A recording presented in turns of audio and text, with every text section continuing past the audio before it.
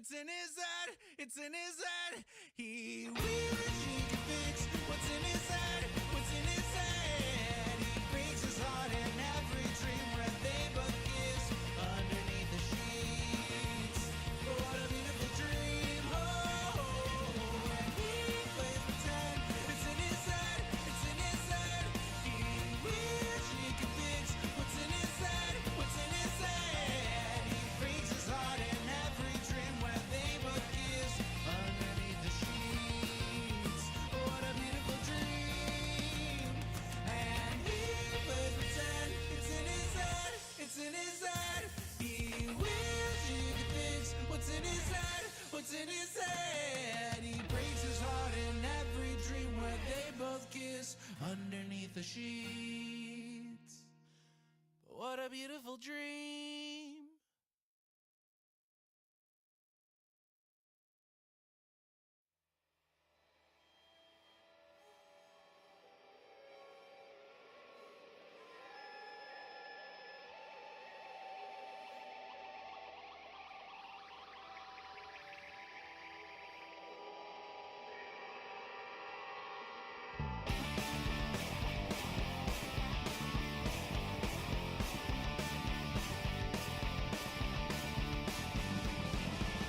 What does the bad jazz say when the lies are sold in space? They say they need our civil rights while we work hard and die. When the guy, they defend the genocide. They have said they cleanse your soul by making sure your tale is never told.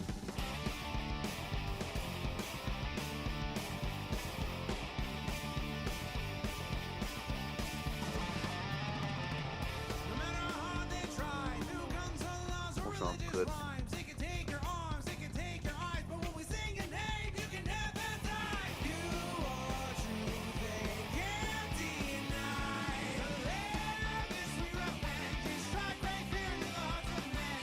A voice of nature can't be tamed, and that's why you're a being. To resist is as a can, 'cause all they want is for you to end. Through the fire of their hate, you won't subside. You will rise.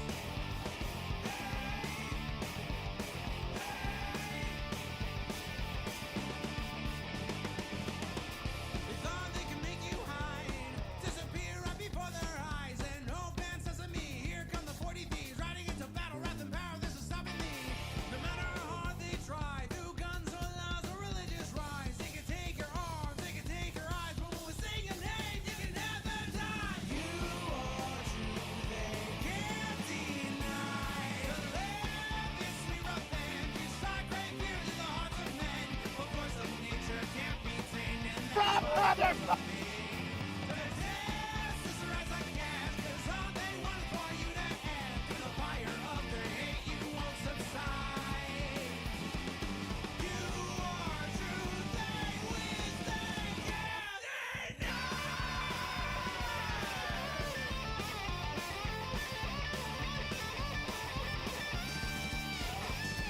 To live is sweet revenge, you strike great fear to the hearts of men. A voice of nature can't be tamed, and that's why you're a being. To resist is as a can, 'cause all they want is for you to end. Through the fire of their hate, you won't subside.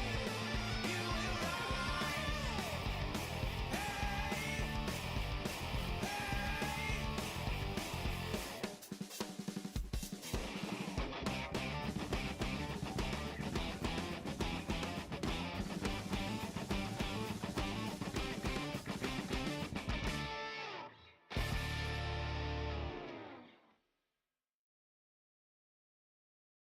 In the heart of the stream where the currents flow, there's a red-haired captain with a radiant glow. Riverboat Jack with her eyes so bright navigates the waters, chasing dreams in the night. She talks of games and battles won, and fights for rights until they're won. With her partner by her side, they sail the waves they won't abide. Get in the riverboat, hear her laughter sway. With every night and booger, it's a playful day. She'll say, "Daddy," or "Oh, Mommy," in her unique way.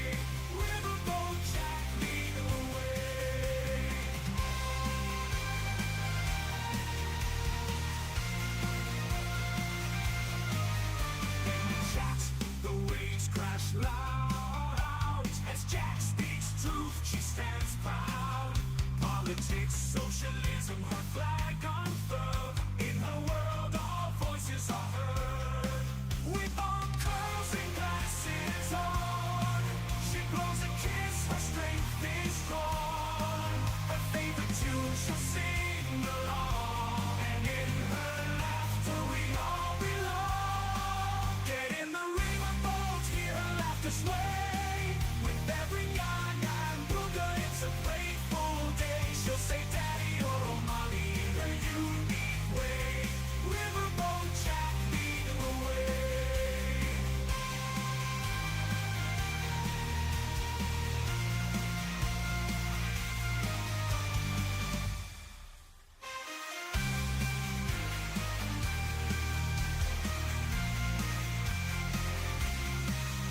Riverboat Jack leading the way. BWA, the sound of joy as she sails through, no one can destroy. With love and courage, she sets sail. Riverboat Jack, never to fail. Get in the riverboat, hear her laughter sway. With every yarn and booger, it's a playful day. She'll say daddy or oh, mommy in her unique way. Riverboat Jack leading the way. So come aboard, let's sail the stream. With Riverboat Jack, it's a vibrant dream. In the world we're all free to play. Get in the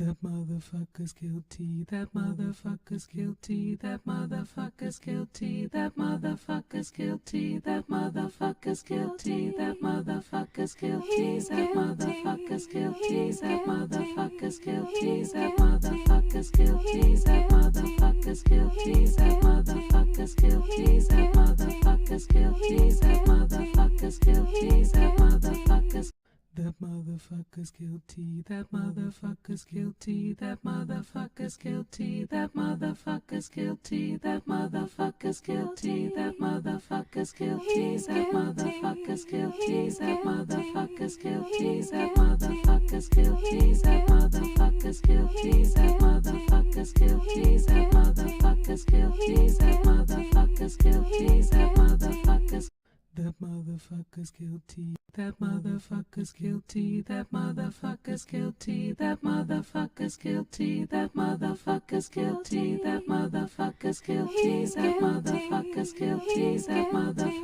guilty. That motherfucker's guilty.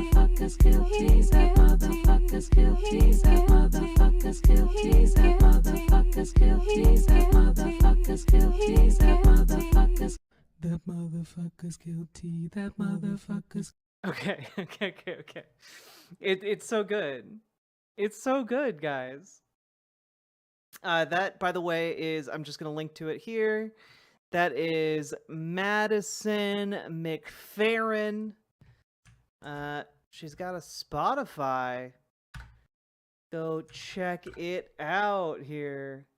Gonna link it in chat for you guys to enjoy. It's so good. Hello, everybody. It's time for a very special edition of the stream where we go where no sane person has gone before. We go with eyes wide open on Hogwatch. Ta-da! That's right, folks. It's time. I had to step away from the computer for a while for a social occasion, and now I'm back. And let me tell you, conservatives are not having a good one today. They're not they're not okay. You know, basically everything they're doing and saying right now is a massive cry for help, and were they the type to seek out therapy, like the mental health industry in America would boom? Okay. Did you shut up at all about the trial? Yeah, I talked about normal people things. Hello, tactical gaming fool. Hello, Marina. Hello, the non-aesthetic witch. Hello, Celestial Heart. Hello, Bill Casey. Hello, Low-Key Fox. Hello, Hypervisor. Hello, very knifey duck, the knifiest duck that I know. Hello, German Cow JJ. Hello, Fox of Fate. Hello, Somnio Static. Hello, Ember Brains. Hello, Fenry. Hello, K Shadow Dancer 88. Thank you for jumping on over to the Riverboat site. Hello, Snuggle Kitten. Hello, Stoudman. Hello, Gamer G. Hello, Salmon Moose. Newest addition to the mod team. Hello, one would think Gamer G would be the newest addition, but you know what? We'll just say they're both the newest additions to the mod team. Hello, this one. Hello, Dark Slimo. Hello, Little Morphine Annie. I used to raise hogs, but growing denim was just more lucrative and sustainable. But I miss the hogs, so thank you, Jack, for Hogwatch. I'm not gonna lie, until you made that comment, I had totally forgotten about the humble denim farmer bit that we had on the last stream. And I'm not gonna lie, I really appreciate you reminding me about the humble American denim farmer.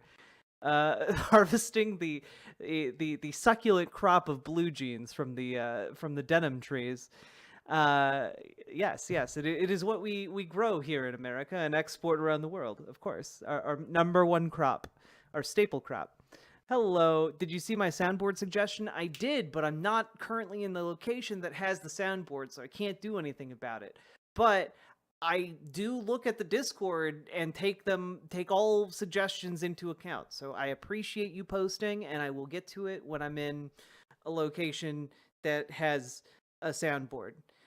Hello, Monica G. Hello, Amir Alpaslan. Hello. I like saying hello to everybody in the chat. Salmon Moose. You can't spell Trump without haha sucked in. Oh my god. Oh god. Gamer G. Thank you for A gifting riverboat sub. hog watch to make the dysphoria cleanse. Let's all bask and enjoy the coke tonight, BWA. Oh, it's gonna be so glorious. Some of these reactions are just 10 out of 10. I cannot wait until we have until it's like tomorrow evening and we have like an entirely new crop. Honestly, the crop of hogs this year might be even finer than the crop of denim. Hello, Lanzetta. How you doing? Hello, Alex Coster. Hello. Hello. Marcy S. Hello. Hello, Leth. Hello, Lars. Hello, B. Hello, Punky Gal. Hello, Girl from Heaven. Also, I have to make note. Salmon Moose, you managed to get Arif Hassan NFL a sub. That's very kind of you.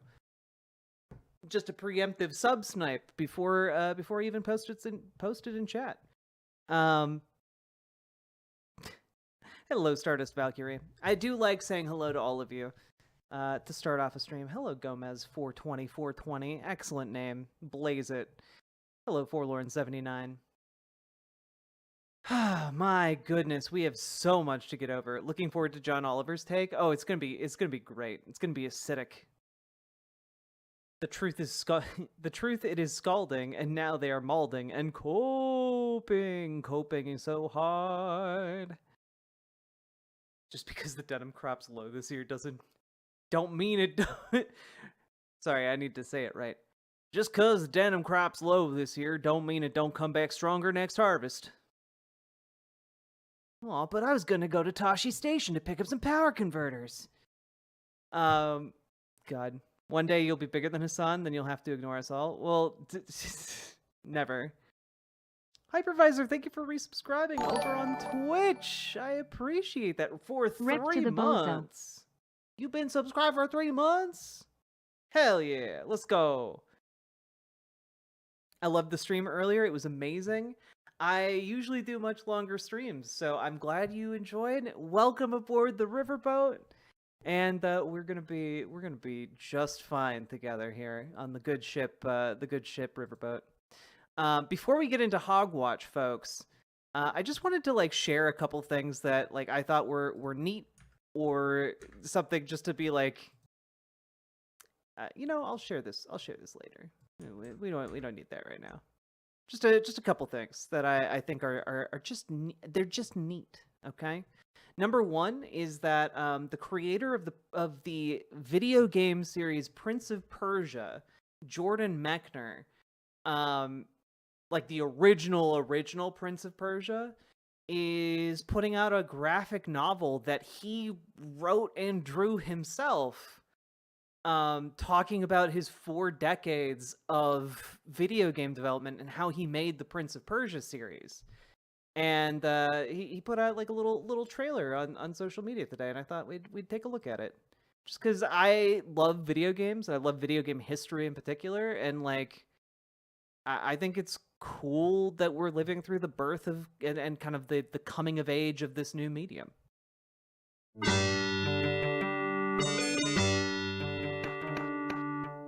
Hi, I'm Jordan Mechner, creator of Prince of Persia.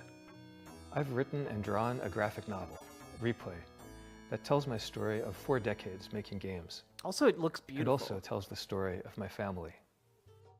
When I was a kid, my dream was drawing comics. And then a new technology appeared. I discovered programming. I made my first games, Karateka and Prince of Persia, on an Apple II computer. My dad composed the music. My brother modeled the animation. Over the next 2 decades, I worked with bigger teams to make The Last Express, Prince of Persia: The Sands of Time, and a Prince of Persia movie. The video game industry advanced fast. In 2016, I was offered an exciting opportunity to do a new Prince of Persia video game in France. For me as an American, moving from Los Angeles to Montpellier would be an adventure and a return to the country my dad fled as a child refugee in World War II. Now, in replay, I tell his story, and mine.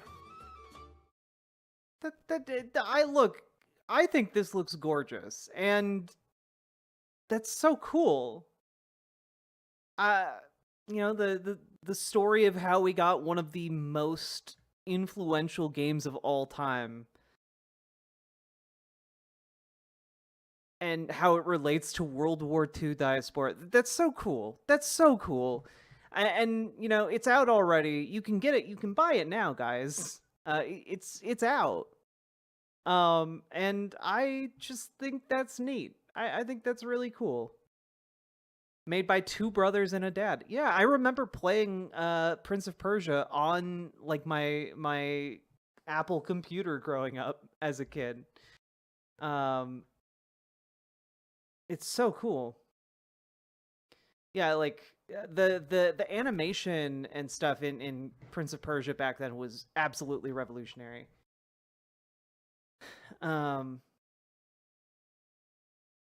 Also, yes, Sands of Time, Prince of Persia: Sands of Time, one of the top tier like action puzzle games ever.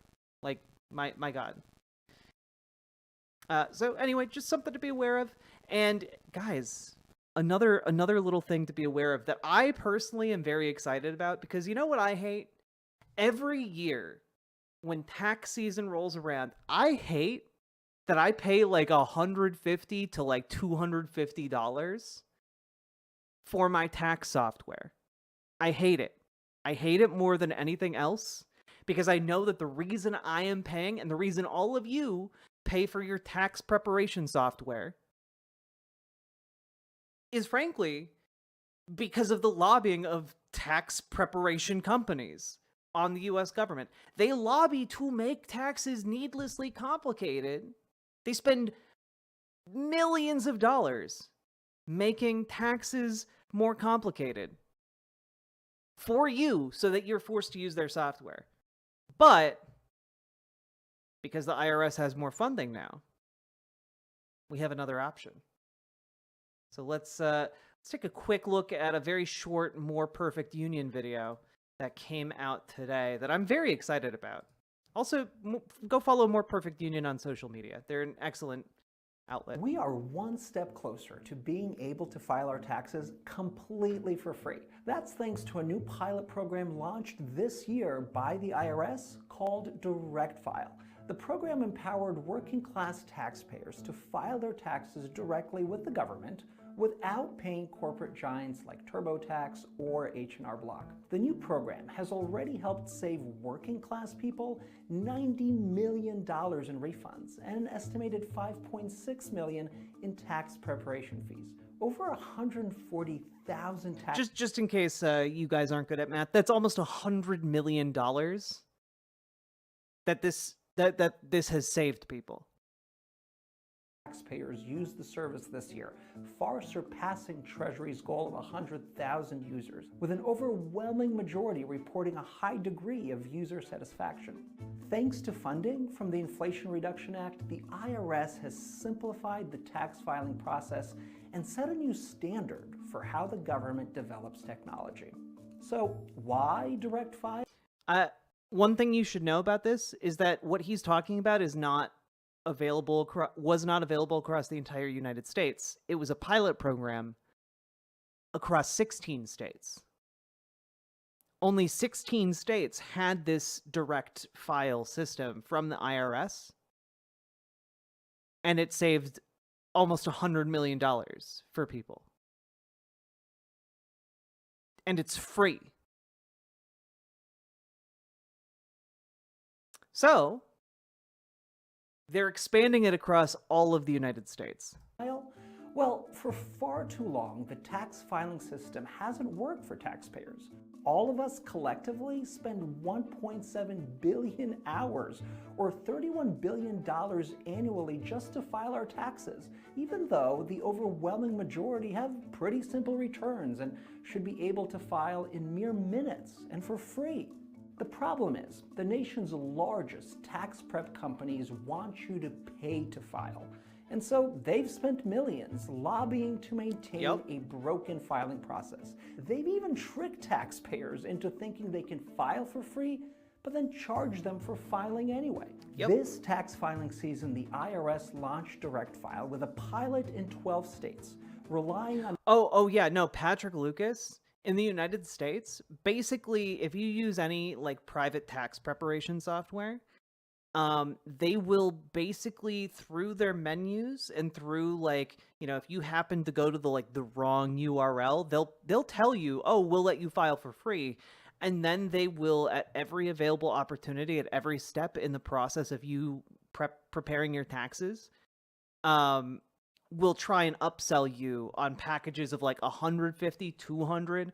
There are even some packages for over $300. It's ridiculous and frankly evil. It's wild that they've been able to get away with this for so long, and I am just so excited, so goddamn excited for the fact that we are finally like putting into place a program that could potentially like slay these monstrosities that have basically weaponized bureaucratic incompetence against us, and then they try and act like they're our friends, you know? It's really like a, you know, they're like paying a hitman to like shoot you in the foot, and then they approach you and they're like, "Oh wow, that's really unfortunate that you got shot in the foot there. Here, we'll help you stop from bleeding out. Just you know, and you know, while we're at it, give us $300." You know, like every year. an iterative process that's similar to how a private company would beta test a new tech product. They offered a mobile-first tool in both English and Spanish and robust bilingual customer support. The Direct File pilot was a test, and the IRS passed with flying colors. It's time to fully fund the IRS to make Direct File a permanent fixture of American tax administration and to meet the needs of taxpayers everywhere. Americans deserve. And like, I know, okay? I know. This seems like boring shit. But it's boring shit all of us have to put up with every year if you're an adult. If you are 18 years old in the United States, you have to put up with a needlessly complicated system. The only reason filing your taxes is complicated at all is because these companies lobbied to make it deliberately complicated, so you felt like you had to rely on their software. And the only reason you had to rely on their software instead of relying on the IRS to like just send you a bill is because they were being lobbied, because the private corporations were basically throwing money at politicians to fuck you over. And I think that there are very few companies in the United States, like almost all companies in the United States are like bad, right? They're bad. They're looking to maximize profit over your satisfaction, over their employee satisfaction, etc. You know, people over profits and all that. But there's just something so insidious and like slimy and scummy about tax preparation companies that like makes me it's like designed in particular to make me upset at them. You know, like it's like the thing, the one big thing that gets under my skin about American lobbying. And there are obviously others, you know, I care about a lot of issues, but like this one in particular, every year when I'm doing my taxes, I'm like, fuck these guys. You know, just like you feel like you have your back up against a wall and someone is mugging you, you know? A real choice in how they file their taxes, and the IRS is setting a new standard for how the government can and should work for its people. Visit betterirs.org to learn more about how the IRS is delivering for taxpayers.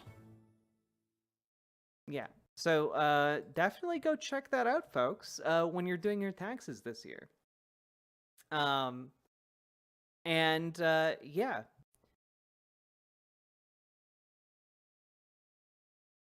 Boo-doo-doo-doo. Boo-doo-doo-doo. IRS free tax filing program to be available nationwide starting 2025, folks. That's right. That's right. It's happening. It's happening. They're doing it. It's gonna be available everywhere. So I just want to I want to like just I wanted to share that because it was like for me I was like, oh my god, some like a personal, felt like a personal victory.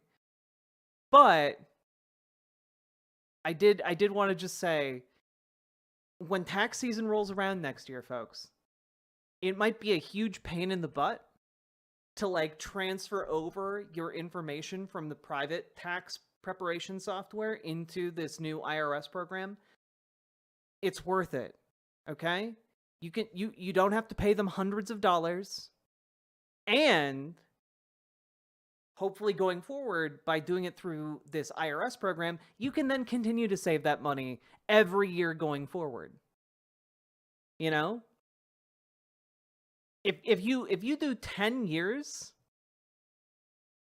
like after 10 years, you're saving like thousands of dollars, folks. It's wild.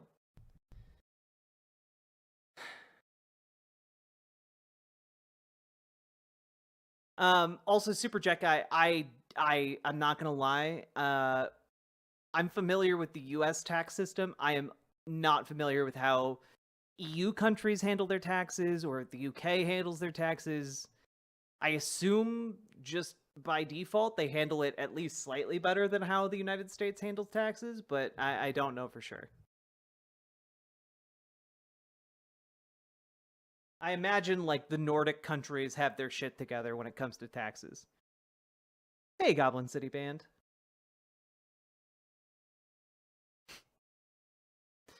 So I'm just really excited. Remember, folks, check out Direct File. Oh, sorry, guys. Did I say that the program had been available in 16 states? It was actually available in 12 states. The pilot program was only available in 12 states. And yeah, it wound up saving an awful lot of people an awful lot of money. So definitely check it out.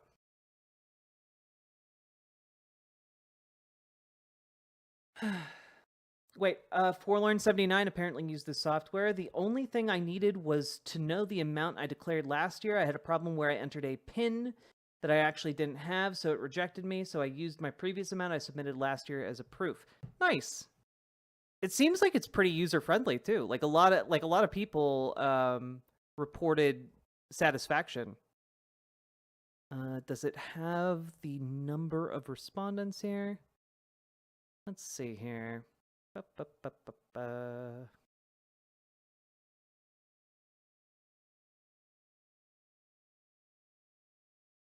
Satisfaction survey. Where are you? Do do do do do do do do. It doesn't have like a full number breakdown of like the satisfaction survey that they did. That's too bad. Fenry did just confirm that all the math is done by the government. You just get a receipt to sign yearly. That's so wonderful. It's mostly automated in Denmark. We got a log in via government ID system we have and check the paperwork once or twice a year. It's basically that. We change things if anything needs changing, like income level, living area, and such. And then we sign off on it. Our returns, or if we owe taxes, is all automated, at least mostly. Yeah, like that's how it should be, man. Like it should just be that simple.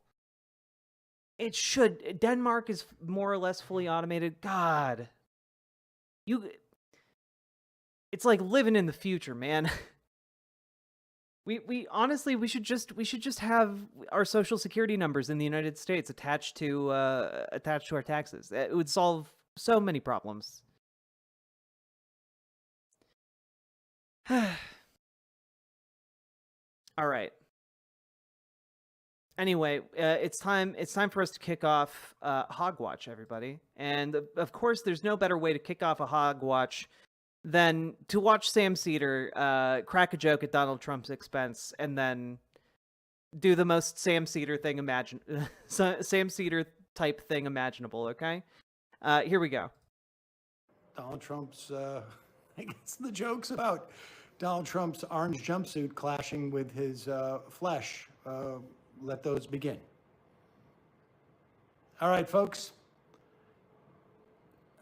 I don't know how to turn this off. Okay. I think it's here.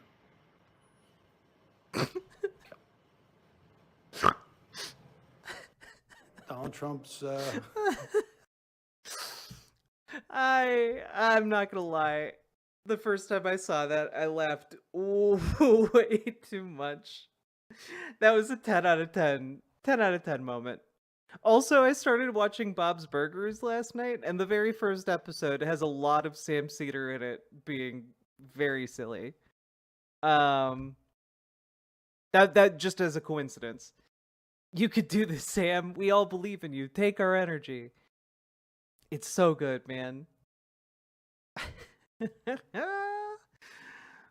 Oh.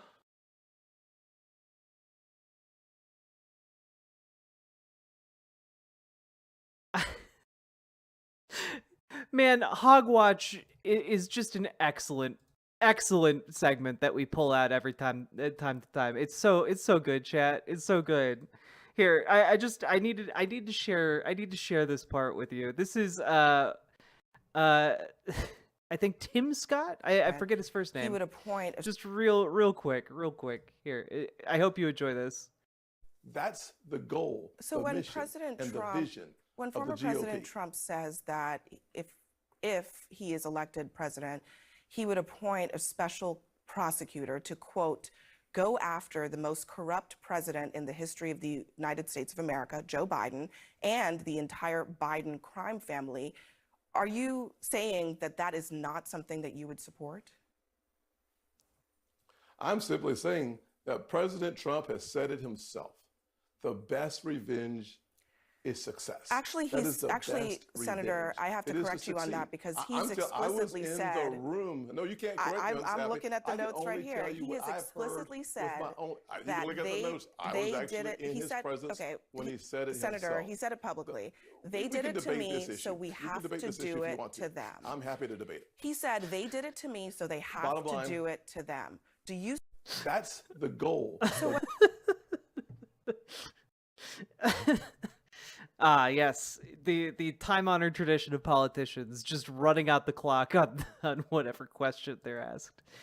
Oh man, guys, it's so like protesters outside of the Trump courthouse today just absolutely wild and.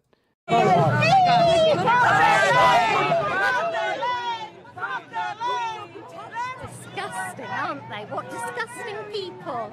What do you think about the response that happened? You were having a conversation with them. Well, we were actually here purely for entertainment value. We're from England. Oh, God. Take your 2-year-old jail. Get the fuck out of my paw. We got it. Fuck the queen. Fuck the king. Fucking cunt. She's leaving. Just stop. Fuck out of here. Burn in hell, you liberal fuck.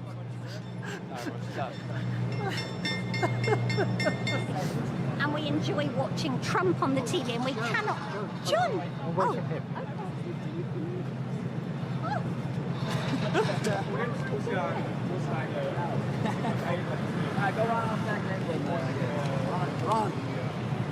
Oh.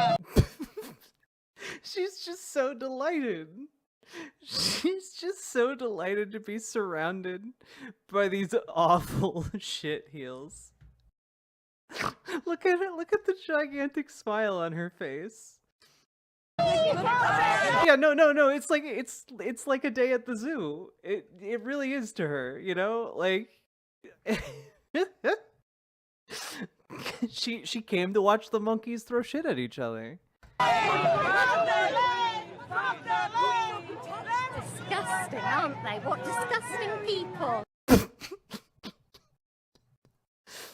I love that by the way, I love that the camera is for some reason auto focusing on this guy behind her. Like, oh man. Yeah, normally I would be on board with telling a relatively posh British person to like go dump your tea in the arbor. I'd be down for that. But you know what? Critical support for the British in this particular instance. What do you think about the response that happened? You were having a conversation with them. Well, we were actually here purely for entertainment value. We're from England. Keep going, Joe. Oh God, you're Yeah, like that guy, the guy with her, like, totally seems to understand, like, these people are insane enough to, like, actually rip her limb from limb. You're Let us too right, handle it. Let us Get handle the it. fuck We out of got my it. paw. We got it. Fuck the queen, fuck the king. Fucking cunt. She's leaving. Also, like, even the cop, okay, critical support for this cop in particular. Only this cop, okay? Only critical support? Only critical support for this cop. Specifically because, like, even he knows this is ridiculous. Like, he's laughing along with her at these people. He's like turning, she's leaving. Leave her alone. Can I get a link to this vid? Absolutely, you can. Here you go. One cop, not a bastard, for half a second.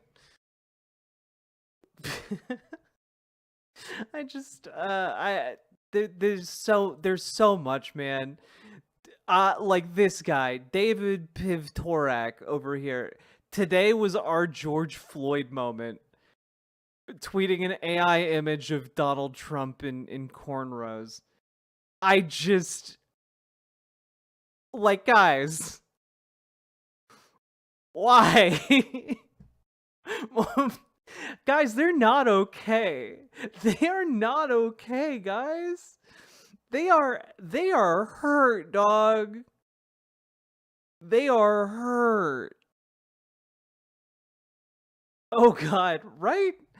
I mean, not to the statement is incredibly offensive, but also incredibly laughable because, let's be real here, conservatives, y'all motherfuckers ain't gonna turn out like they did for like the BLM movement, okay? You guys, millions of people aren't gonna be taking to the streets for Donald Trump being a convicted felon. It's just not gonna happen. Why? Stop trying to make fetch happen. Fetch will never happen, conservatives. Also, again, the protesters outside the Trump courthouse, 10 out of 10. This guy needs to be the new, this guy is the conservative version of the woman screaming at Trump's election. This I fully agree needs to be like a new meme image. This is the screaming conservative. Not to mention, like, I just don't understand his sign. Free Father Teresa. Like, is he saying that Donald Trump is like a transgender Mother Teresa? Like, what? What? He was a plant? Is he a plant? I genuinely can't tell. I genuinely can't tell. These people are so unhinged. I mean, like, for goodness sake, here we need to find like the actual Tim Pool. Like, Tim Pool's entire timeline right now is insane, dog.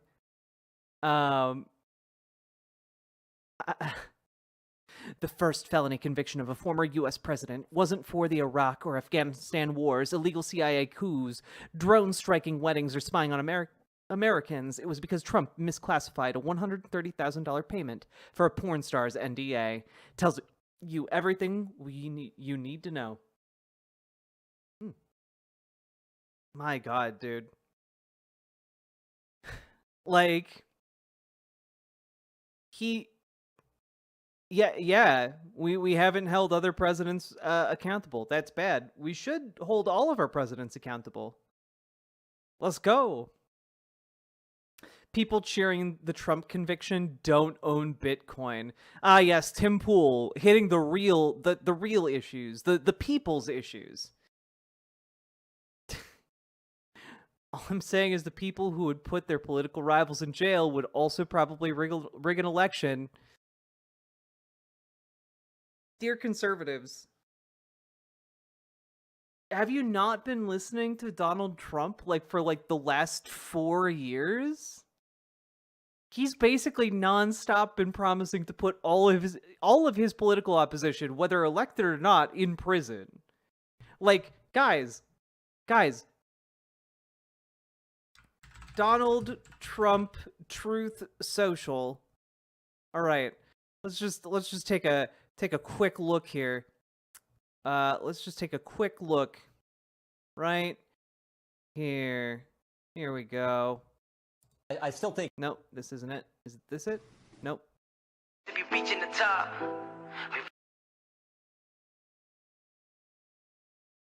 This one? Nope. Oh man, it's just so. Here it is. I found it. I finally found it. This was Donald Trump posted this today, chat.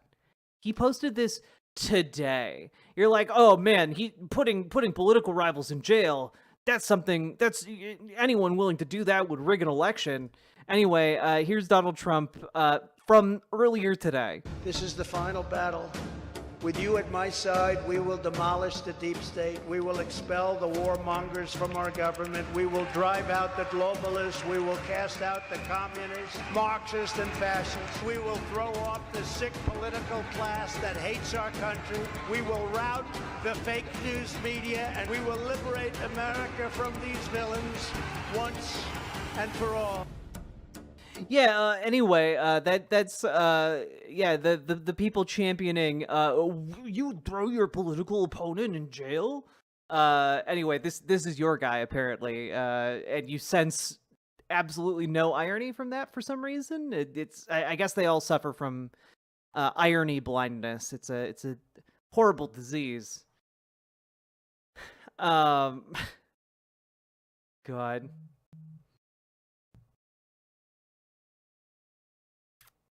I'm voting for Trump. I don't even like him. I'm just tired of the left, tired of DEI and gun laws and tax hikes and climate nonsense and billions to foreigners. I'm not voting for the man. I'm voting for the pissed off bull in a china shop who wants to burn DC to the ground. You're tired. I'm sorry, you're tired of diversity, equity, and inclusion? Because, it doesn't sound like you know what that actually means, Ron Rule, former Time Person of the Year from 2006, and Jeep fanatic. You also you're tired of gun laws? I'm sorry. Have you tried to buy a gun recently? It's really easy in the United States. You insanely easy. If you're a former CEO / Time Person of the Year, you could go and buy a gun someplace. I guarantee you can make that happen. That's not hard for you. My God.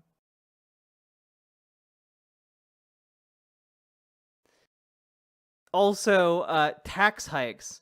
You're paying less as presumably a millionaire, say, Time Person of the Year 2006. You're paying like a record low tax rate, like from almost any point in American history. Climate nonsense. That climate nonsense. The sea is literally consuming land. I don't know what to tell you on that one. The sea levels are rising and will claim any coastal property you might have. And billions to foreigners. We pay billions to foreigners for specific, things that maintain imperial hegemony that you benefit from. Now, I'm not saying that's great. I think that imperial hegemony should be deconstructed. I just don't think you framing it as, oh, you're giving billions of people to people. Like, I mean, that could be good. Like, if we're giving billions of aid to like the starving folks of Sudan, I think that'd be really great. We should probably give Sudan more aid. We should send billions of aid. You know, take whatever billions we're sending to Israel for bombs and send that in the form of food to the Sudanese. You know, I think that would actually be good. I think we'd be doing a pretty good thing there, actually. It's billion worth of stuff, not straight money. That's also true. We're often just like selling old stuff that's been moldering in a dump someplace for like the last 40 years. Anyway, Mike Cernovich is all. We'll come back to Mike Cernovich. Okay, he's not having a good one. Grums with the most predictable statement he's ever made in his life. If you don't know who Grums is, he's currently leading like the Gamergate 2 movement. You know, to whatever degree it can be said to have a leader. Grums is kind of trying to direct it while seemingly scamming people for money on a game that he's been working on for like 10 years. That is never going to come out. And we all knew you were gonna vote for Trump, buddy. Okay, you didn't have to tell us. You literally make your entire career right now based on like harassing women and minorities. All right, like we get it. We already understood where you were. Then we got Daniel Bostic here. I'm an RFK guy, so I can't believe I'm saying this, but I donated to Trump 2024. I can't take this anymore. These freaks are destroying our country. Yeah, what freaks are you talking about? Because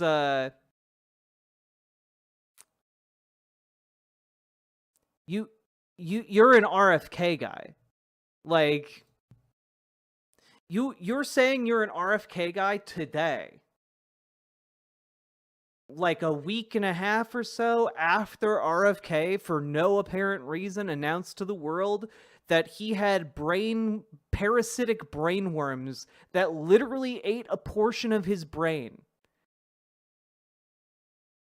He's on audio talking about how Jews made made COVID in order to target non-Jews. Like that's the guy you were a fan of.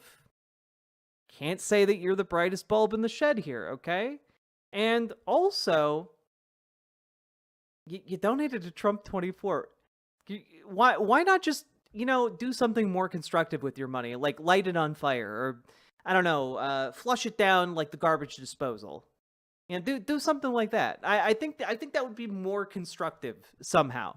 I can't exactly quantify it, but I think it would be more constructive than whatever you're donating to, because the Trump 2024 like fundraising mechanisms are basically all going towards keeping him out of prison for as long as possible. Like all of the money you are sending to the Trump 2024 campaign is just going to pay his lawyers. Like that's it. That's it, man. Toilet paper is scarce sometimes. True. Oh man, the Tim Pool like timeline today has been insane.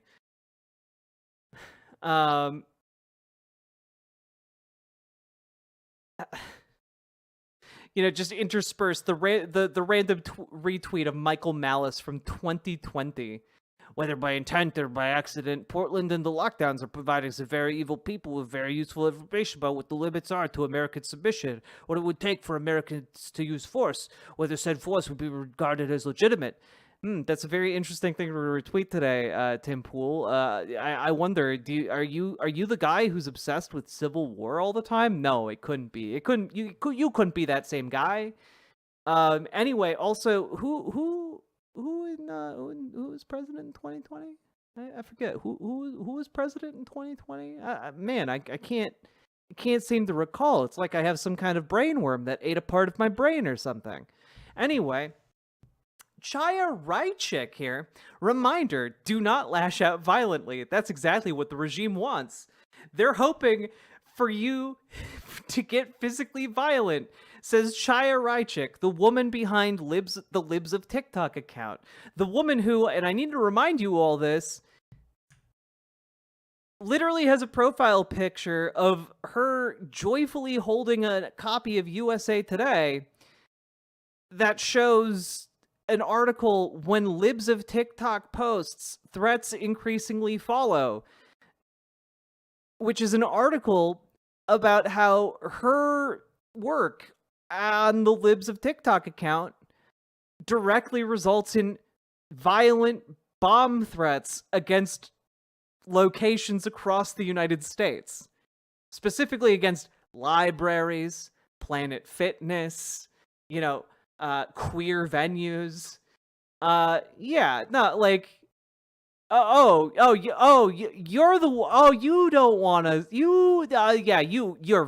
Chaya Raichik, very much against violence of any and all kinds. That's why she's holding this USA Today about how she's getting bomb threats sent across the nation en masse. Anyway, we'll come back to Cernovich. We'll come back to you. No spoilerino, okay? God, Hogwatch is the best, folks. Trump 2024 from Nick Merckx. Why do I remember who Nick Merckx is? Who Nick Merckx? Who's this guy? Who's American YouTuber Nick Merckx? Why? I wonder what it says on his Wikipedia channel. In May of 2023, a skin based on Cold Chef was announced for Call of Duty Modern. Cold Chef is Nick Merckx. Call of Duty Modern Warfare 2. The skin was removed from the game a month later due to a tweet he made in reaction to a fight that broke out in California as a result of schools including content about the LGBT community in their curriculum. The tweet said, "They should leave the little children alone. That's the real issue." Yeah, we know that, Nick. We know that you're supporting Trump. You literally think gay people are all pedophiles. Like, yeah. Congrats. You really cracked the nut on that one. No one could have guessed that ever in the history of political alignments. Truckers should boycott New York. 10 out of 10 idea, Tim. 10 out of 10 idea. Yeah. While you're at it, truckers should boycott, I don't know, the entire state of Florida. Oh, wait, a lot of them already did because of what Ron DeSantis did, and you think he's a genius. But also, I don't think, just throwing this out there, I don't think that truckers generally have the ability to, boycott one of the largest economic hubs in the world. I don't think, just generally truckers are operating on, shoestring budgets if they're independent operators. And if they're not, then, they don't really got that choice in the matter, man. Wild. Anyway.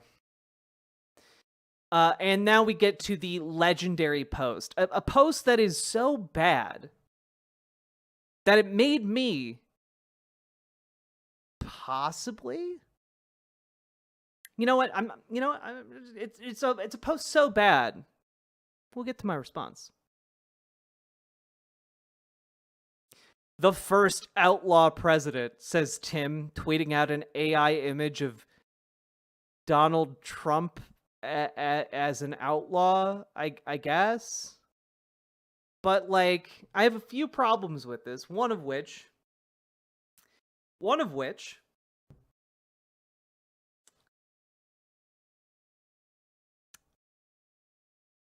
an outlaw is generally someone who's fleeing from the law, who is, fighting the system, man. And, Donald Trump isn't on the run. He's not wanted by the law. The law has already caught him. He's he's not really an outlaw so much as an in-law to the system. Like, he's already in the law, you know? Like, he's been got, folks. He got.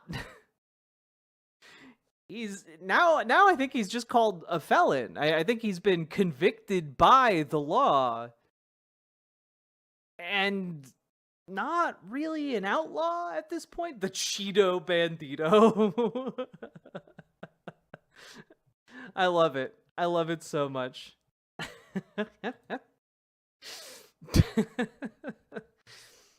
Oh man, Tim Pool tweeted this at first outlaw president. He thought he had something here, man.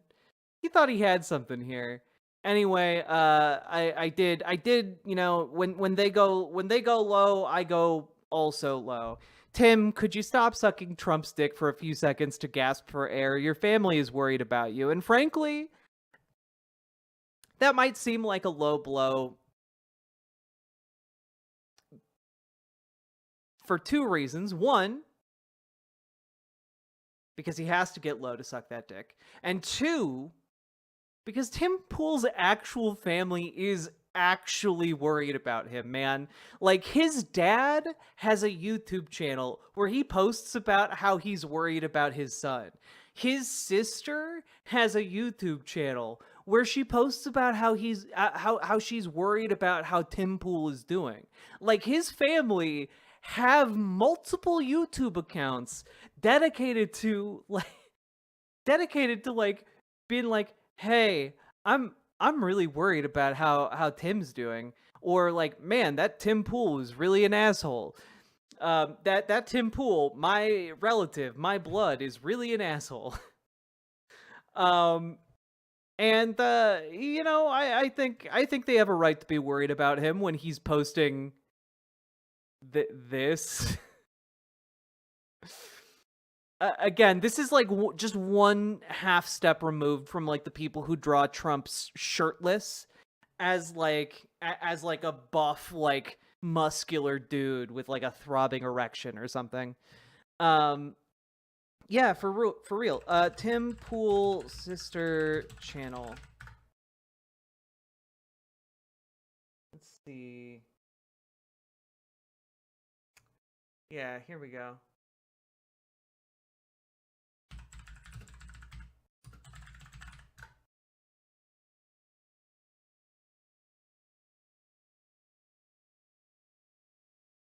Yeah, and if you think I'm bullshitting here, she put out a video a year ago called "I Want the Real Tim Pool, My Brother Back."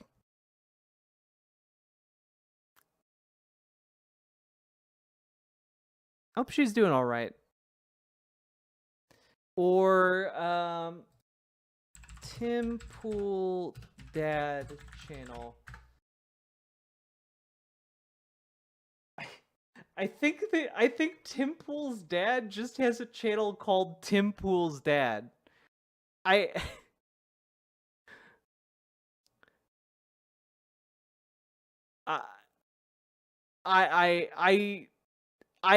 need to clarify. I know that this channel is actually his sister. I don't know if this channel is actually his dad. But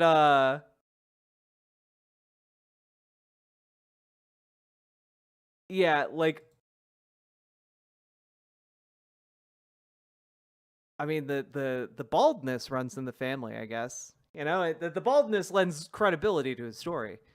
The lack of a beanie makes me trust him more. Anyway, yeah, no, I was not joking about that. I was not joking about that. My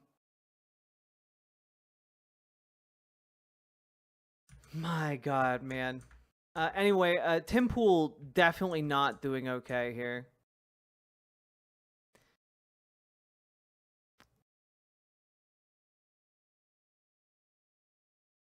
Also, Tim Pool putting up which are you voting for in November, the felon or the pedophile? And my God, I just have to point out, I know that like Biden has like done he's got the thing where he like just touches people in weird ways, and I it's gross. But I think maybe just like a little bit. It probably like the Donald Trump allegedly had a pretty deep and long running relationship with one Jeffrey Epstein. He was pictured with him over and over and over again. He said in an interview in 2002 that he'd known Jeffrey Epstein for over 15 years. And after Jeffrey Epstein was convicted the first time around, he continued to show up as a guest at Mar-a-Lago for another 7 years. And he's recorded in a conversation with Donald Trump, where Donald talks about how much he loves Jeffrey Epstein and how they both just like young girls. They like beautiful women, and Jeffrey likes them young.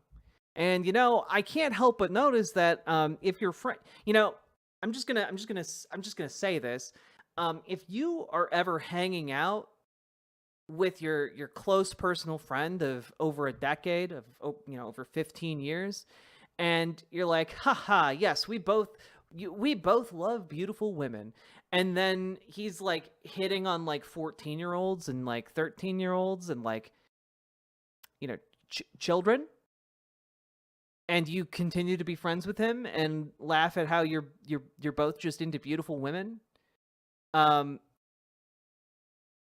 you're okay with pedophilia. Like you're like, if not a pedophile yourself, you're pedophile adjacent, and that's that's pretty fucking gross. It's pretty fucking gross. Yeah, we need a Chris Hansen emote. Yeah, you are actively enabling the pedophilia. Also, just just throwing this out there, they're some people think that in Jeffrey Epstein's Black Book, Donald Trump is, I believe, John Doe 174, who is mentioned numerous times, and there's also a lot of trips on the Lolita Express for one Donald J. Trump. And what? There's a particular phrase that sticks out in my mind when we are talking about all of this, and well, let's just see here.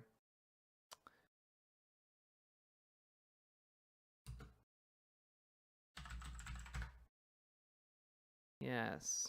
All right.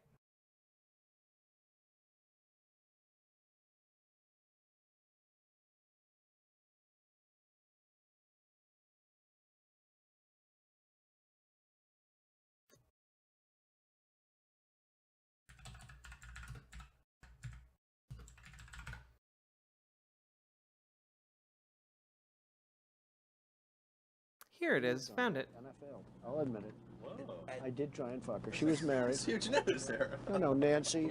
No, this was marriages. And I moved on her very heavily. In fact, I took her out furniture shopping. She wanted to get some furniture. I said, I'll show you where they have some nice furniture. I took her out furniture. I moved on her like a bitch. But I couldn't get there. And she was married. And all of a sudden, I see her. She's now got the big phony tits and everything. She's totally changed her look. I better use some Tic Tacs just in case I start kissing her. I'm automatically attracted to beautiful. I just start kissing them. It's like a magnet. You just kiss. I don't even wait. And when you're a star, they let you do it. You can do anything. Whatever you want. Grab them by the pussy. I can do anything. Pull the ham. Anyway, that really sticks out in my brain. But obviously that was a while ago. He would never do anything like doubling down on that, would he? Superstars that they can grab women by the. Well, that's what it's. If you look over the last million years, I guess that's been largely true. Not always, but largely true. Unfortunately or fortunately. And you consider yourself to be a star. I think you can say that, yeah. She's accusing me of rape. A woman that I have no idea who she is. It came out of the blue. She's accusing me of rape, of raping her. The worst thing you can do, the worst charge. And you know it's not true too. You're a political operative also. You're a disgrace. But she's accusing me, and so are you, of rape, and it never took place. And I will tell you, I made that statement, and I said, while it's politically incorrect, she's not my type. And that's 100% true. She's not my type. There's this ridiculous situation that we're doing right now. It's a big fat hoax. She's a liar, and she's a sick person, in my opinion. Really sick. Something wrong with her. Anyway, what was that? What was that first part here? What'd you say at the beginning of this? It's true with stars that they can grab women by the. Well, that's what it's. If you look over the last million years, I guess that's been largely true. Not always, but largely true. Unfortunately or fortunately. Unfortunately or fortunately? Anyway, dude seems to be pretty A-okay with sexual assault, it turns out. Very strange. Who could have seen that coming? Who could have seen Jeffrey Epstein's close personal friend of multiple decades being okay with sexual assault and also being found liable for sexually assaulting E. Jean Carroll? Who could have seen that coming? Yeah, just as a reminder, he was found in court to have to be civilly responsible for damages for sexually assaulting E. Jean Carroll. So I'm just gonna go out on a limb here. I don't think this guy really cares all that much about consent, and I don't think he cares that much about how old girls he's attracted to are. Frankly, I don't think he cares that much about that. I'm just going off of a few of the deets that have been made publicly available. Anyway, Hogwatch, folks. We've been going for over an hour now. If you have been enjoying Hogwatch Special Edition, Special Felon Edition, please hit the follow button on Twitch, hit the subscribe button on YouTube, like the YouTube stream. That part is really, really important. And please consider dropping those sweet, sweet subs and donos and memberships. You guys are what allow me to continue doing this. You guys are what allow me to continue streaming at 2 o'clock in the morning. Even though I'm tired as shit and have been doing stuff all day, it is you, the people who provide me with the ability to not die via exchange of currency. You keep me going. I appreciate all of you. Please consider supporting the stream, folks. Is the death penalty on the table? Unfortunately, for white-collar crimes in America, we don't generally put people to death. And I'm also not a fan of the death penalty. That first response was a bit facetious. I just I don't like the death penalty. I think we should get rid of it. But I also understand where you're coming from there. Unfortunately, what? You might be tired of shit, but you look really, really pretty. Thank you, Trans Girl Jade. As a treat? Yeah, maybe we can have it every so often as a treat. What if we deport him to the next life? We need a total and complete shutdown on departing to the afterlife until we figure out what the hell is going on. Which is basically the plot of Elden Ring. Conyer, thank you so much for the raid. Welcome, Conyer CC. And hello, Cross Crescent Creed. How you doing? Shout out at Conyer CC. Let's go. Folks, go follow Conyer on Twitch and on YouTube. Excellent content creator. Go follow them, all right? Ooh, Goblin City Band. I made a little demo song making fun of Trump getting convicted. If you want, I will listen to it right now. I will listen to this right now after this dono is read. $20 can buy many peanuts. Explain how. Money can be exchanged for goods and services. Matatiahu, I appreciate the $20, but I also very much appreciate that Simpsons reference. Thank you so goddamn much for supporting stream. I from the bottom of my heart, it means the world. We all love a good canoe. We all love a good canoe. All right, Goblin City Band, let's go. Let's see what you got for us.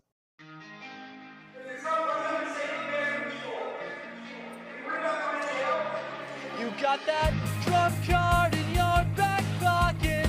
New York State better shut it and lock it. Now that a dark stormy night got a bitch burp walking. Figured orange is its color, so we might as well rock it. Felony on the big screen, gather around the fire for a grand old party. Sports stars and payoffs, baby, the rock star real estate. Gonna run round in iron chains. Got an old fraud rap and a brand new cellmate. This is so much fun. Sports stars and payoffs, baby, the rock star real estate. Gonna run round in iron chains. Got an old fraud rap and a brand new cellmate.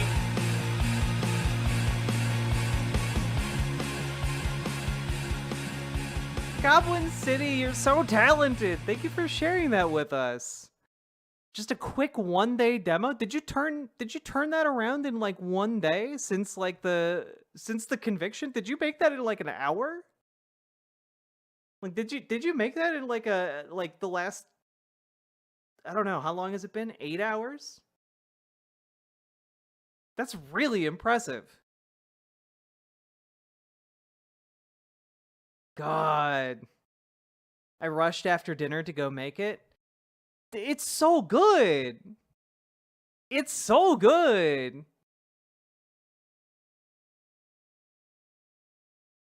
Yeah, like a little bit more touch up. I can see this being awesome. I mean, it's already awesome, but you know what I mean. Oh, trans girl Jade. Donald Trump has been convicted on all 34 counts. All 34 felony counts against him. Every single count that he was charged with in the hush money trial, he's been convicted of. He's being sentenced on July 11th, 10 a.m. Eastern Time. We are going to be live when that happens. All of you mark it on your calendars. We are going to be live and covering that as it happens, as the sentence is handed down. Let's go, baby.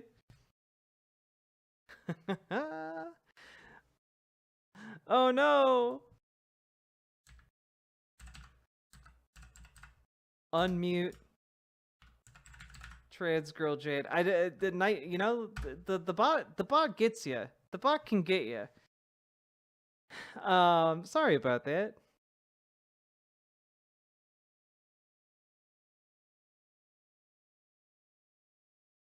My God.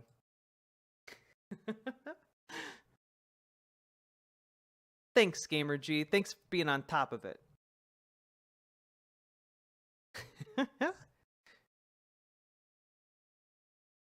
Yeah, anyway, thank you for supporting stream, folks. Just gonna shout out those who supported stream so far. Special thank you to, of course, Paladin Lost, to Salmon Moose, to Gamer G, and to Matatiahu. Thank you all. Thank you also to Central Scrutinizer, Hypervisor.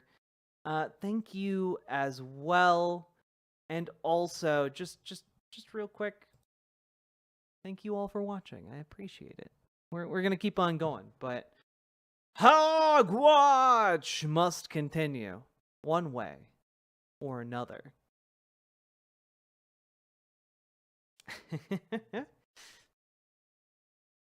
The debates are gonna be so much fun. Oh my God, the debates! I'm not gonna lie. There's a non-zero chance that like one or both of them could just die on the debate stage. Because you know they're going to be pumping like Trump full of like methamphetamine. And they're going to be pumping like Joe Biden with too much coffee. And like, there's a chance both of their hearts explode.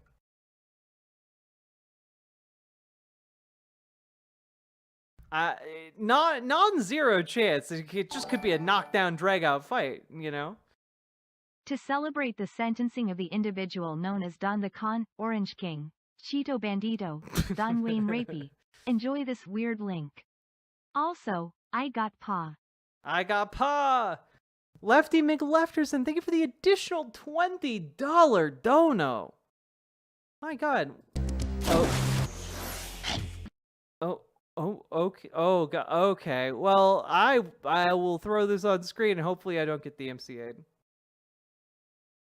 I've never heard of this show before. Is this a show about cats that work for a SWAT team? What was happening in the early 90s, late 80s? You are one macho cat. Ain't it the truth? What? Watch it, you hairy elf. The SWAT cats, they're gone. How about some milk? Sneak attack. What? Okay, I think I understand why so many people from my generation turned into furries. I think I'm noticing a pattern here in our television shows of our youth. Come on, you slouch. We've got work to do. Damn. Ugliest treasure I've ever seen. Damn. Oh no, I've seen this before.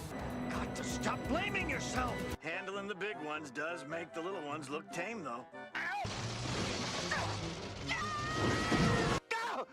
Nothing can stop me. Can I just make a note here? Like, Yourself. Handling the big ones does make the little ones look tame, though. like the animation quality of this show seems to be all over the place. Like, look at how good this scene looks compared to the previous one. Nothing can stop me now. It's like a Sailor Moon. Cool. Yeah, I think I just spotted one. I can't risk hurting someone else. Growls like a tiger. Here, I'm glad we had some paint left over, Jake. You didn't tell me these things could fly.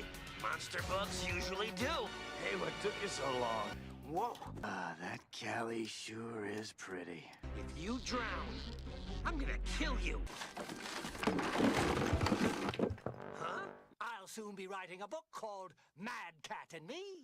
I'm hardly worthy, Commander. You can say that again. Hey, hope you like tuna topping.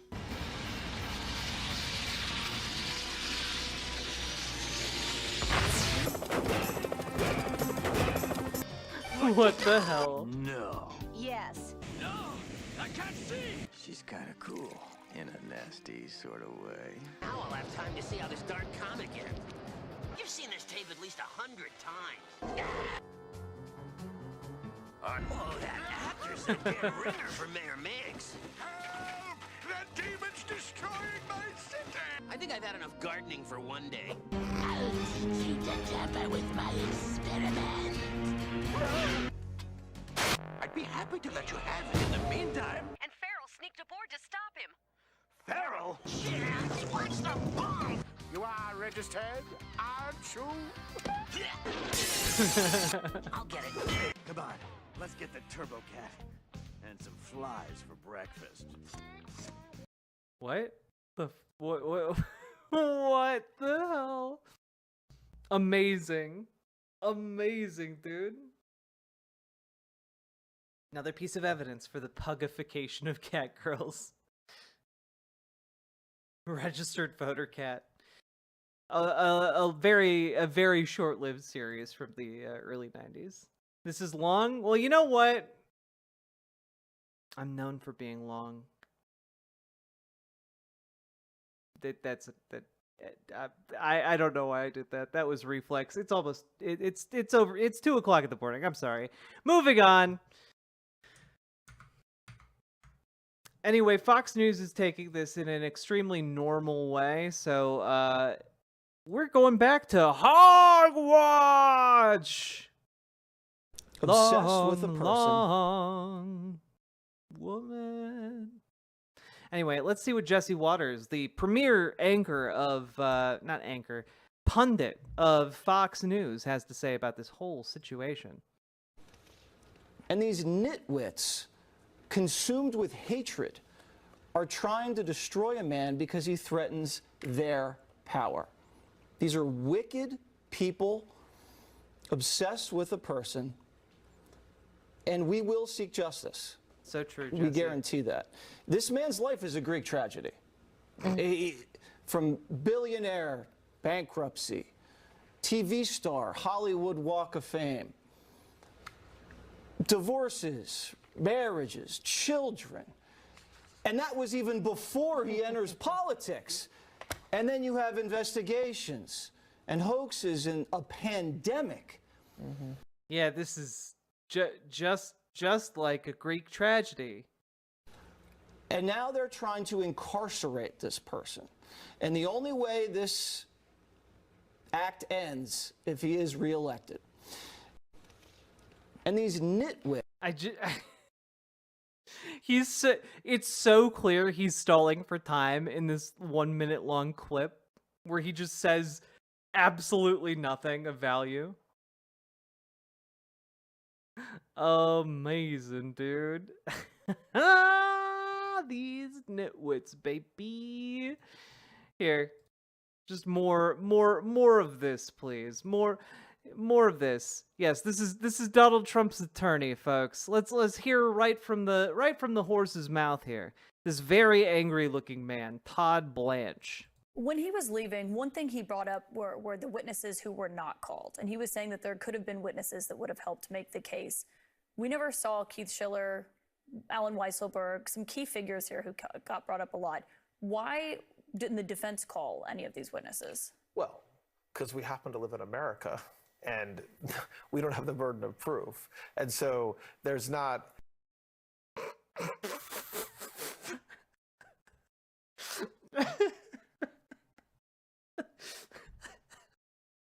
That's not the point. That's a question that is a loaded question that should not be asked of a defense. Yo, if this is my lawyer, dog, just give me a public defender, man. Just let me represent myself. There's no way I could do worse than this guy.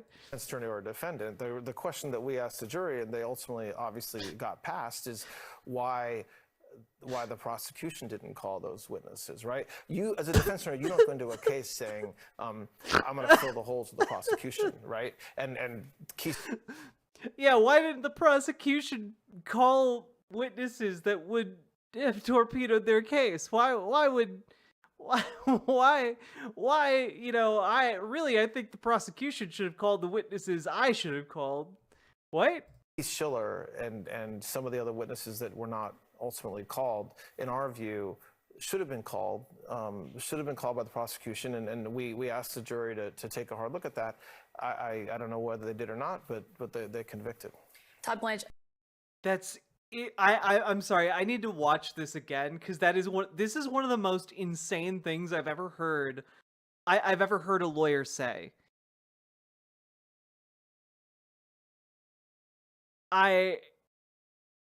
He's basically saying, yeah, we had witnesses on lock that could have gotten my client off of these charges. We just didn't call them because we thought it was the prosecution's job to call the defense witnesses. Yeah, this guy should not be anywhere near a courtroom, dog. When he was leaving, one thing he brought up were the witnesses who were not called. And he was saying that there could have been witnesses that would have helped make the case. We never saw Keith Schiller, Alan Weisselberg, some key figures here who got brought up a lot.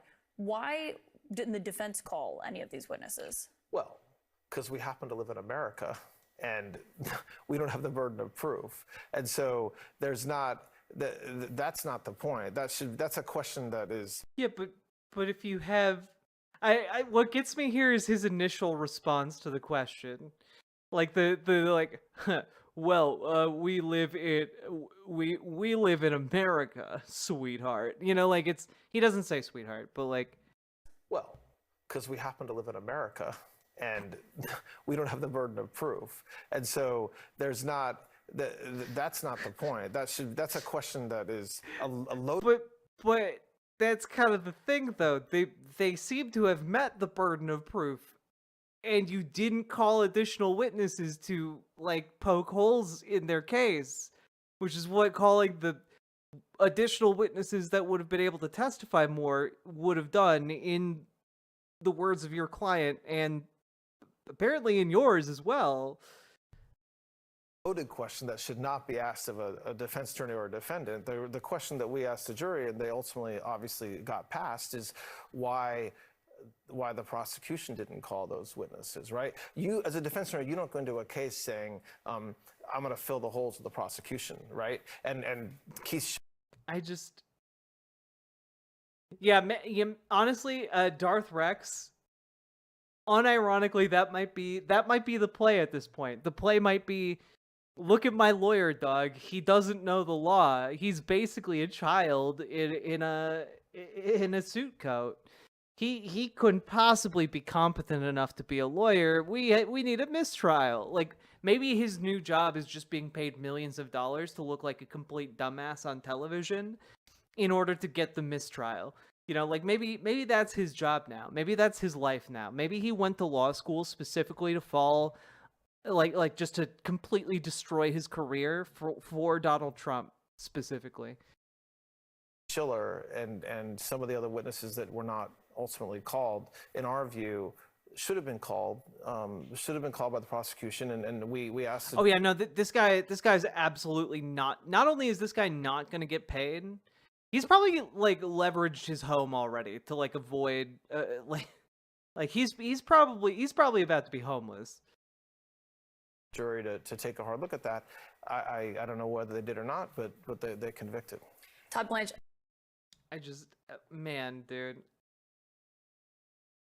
Also, like, people are being weird about Barron Trump now. Like, some potential marriage candidates for a future Emperor Barron who would give him heirs and can give the Trump dynasty more legitimacy in the long term. A thread. And it's just like, man, conservatives are cooked, dog. Conservatives are so cooked, dog. Like, they're sitting around fantasizing about how old is Barron Trump?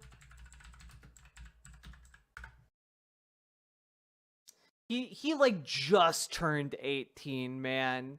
You're like sitting around fantasizing about like who this 18-year-old could procreate with. Like that's kind of messed up. All right? That's kind of, you're fantasizing about not only who this child can have sex with to make viable heirs. You're fantasizing about him being like an emperor of America.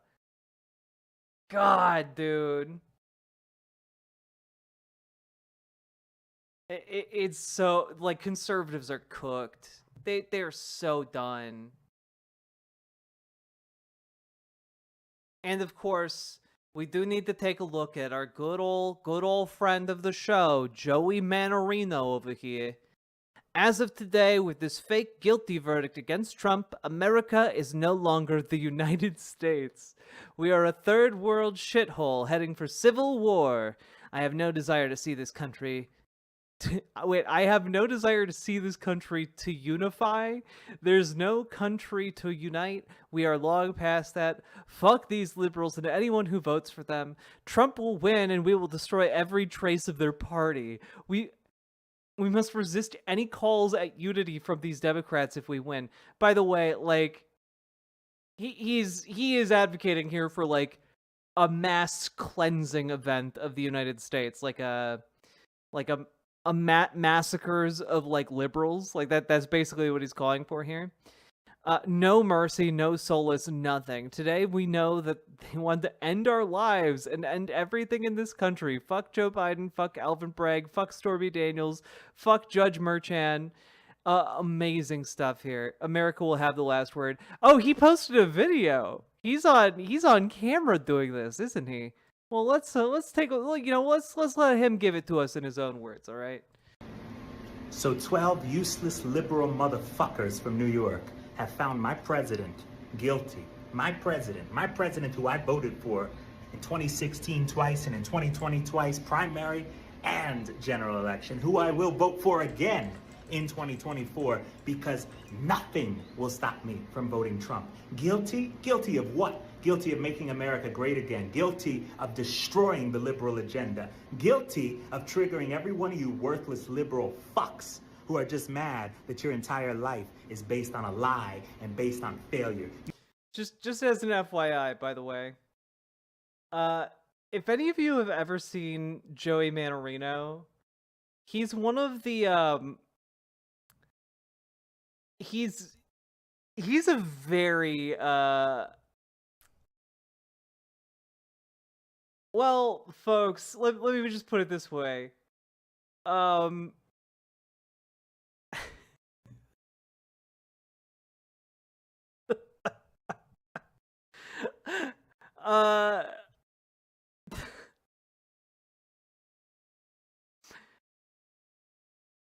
He's a big old dork, man.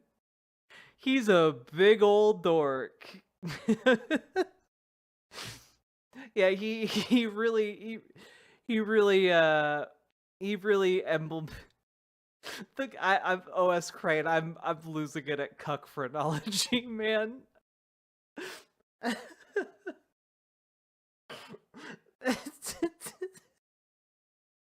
Bro is goober maxing. I almost feel ableist for laughing at this picture, right?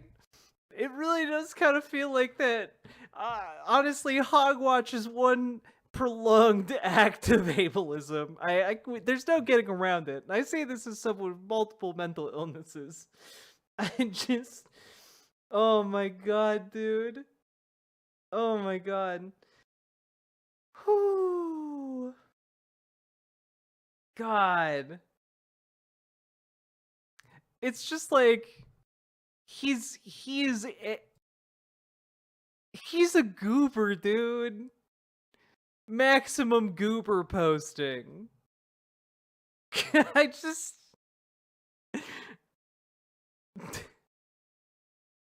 at least I like his coat in this one. But like my god, dude. There was another one. I found his Instagram earlier. Can we just pull that up real quick? Did I have his Instagram?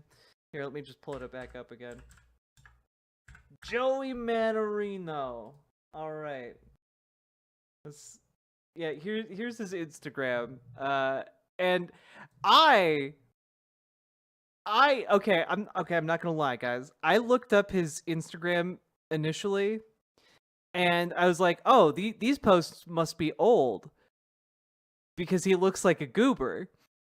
And so I went to his Twitter, and this isn't an old picture.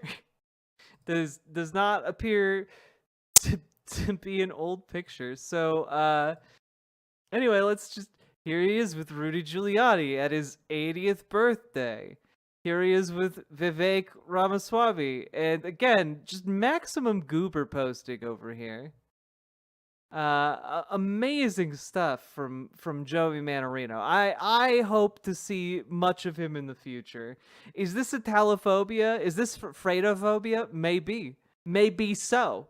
You liberals have never achieved shit in your fucking life. Judge Marchand is a piece of shit who should never have overseen anything. He's a worthless motherfucker. He's a communist hack. He's nothing more than a Joseph Stalin Soviet-style piece of shit. Stormy Daniels is a literal porn star, a woman whose only claim to fame is taking fucking cock in her ass and her fucking disgusting rancid pussy. That is the woman that this whole trial is based around. What a upstanding citizen. What a nice man. I can see why he gets along with the grab him by the pussy guy who's best friends with Jeffrey Epstein for over 20 years. Anyway. Porn star. America as you know it is dead. America as you know it no longer exists. The Constitution, the Bill of Rights, all of that, gone. Oh, damn. That's crazy. Guys, did you know we live in the Purge now? Did you know all of our laws, the Constitution is gone? I guess, I guess it's just Mad Max Thunderdome out there, all right? I guess there's no law against anything anymore. That's crazy. Anyway,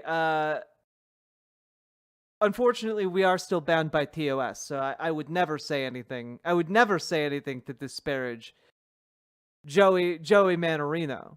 Because while the American Constitution might be gone, YouTube and Twitch TOS is still in effect.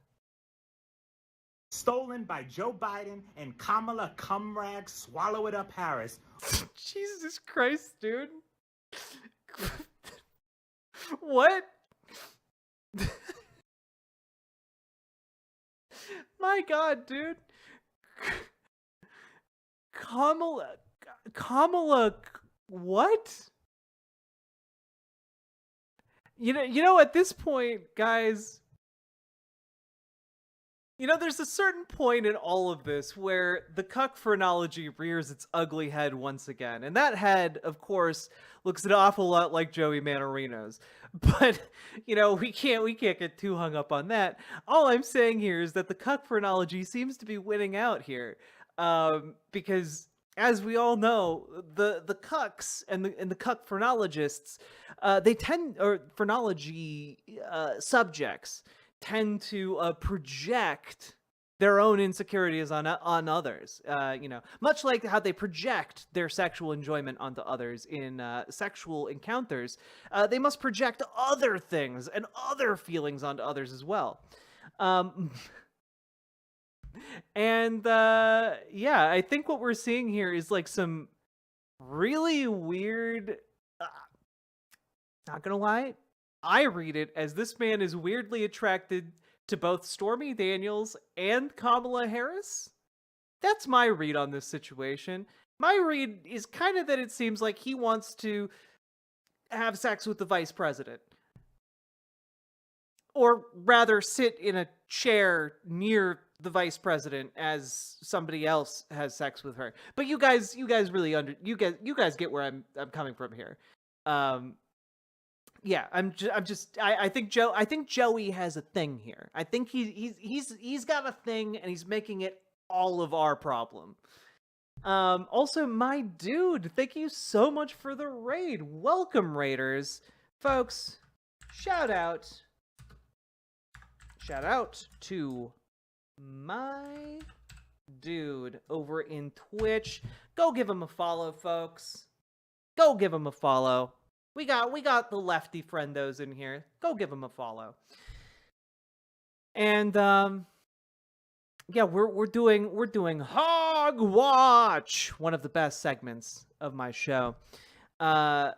Anyway, for those of you who are wondering, why am I talking about cuck phrenology? Because we're talking about cuck phrenology because we're talking about Joey Manorino. You see, it's you all understand now, right? Like, anyway, let's play the last 5 seconds back for those of you who missed it. Rights, all of that is dead. America as you know it no longer exists. The Constitution, the Bill of Rights, all of that, gone. Okay. Stolen by Joe Biden and Kamala Cumrag Swallow It Up Harris. Again, hearing him say that the second time, like, it's so weird, man. It's so weird. And also, I noticed that during the second viewing here, he mentions that, well, let me point it out to you guys. America as you know it is dead. America as you know it no longer exists. The Constitution, the Bill of Rights, all of that, gone. Stolen by Joe Biden and Kamala. Oh, wait a minute. The Constitution has been stolen?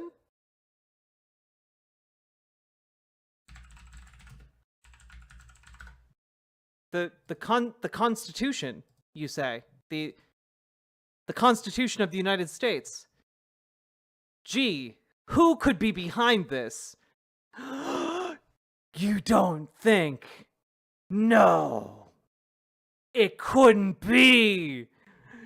Oh my god.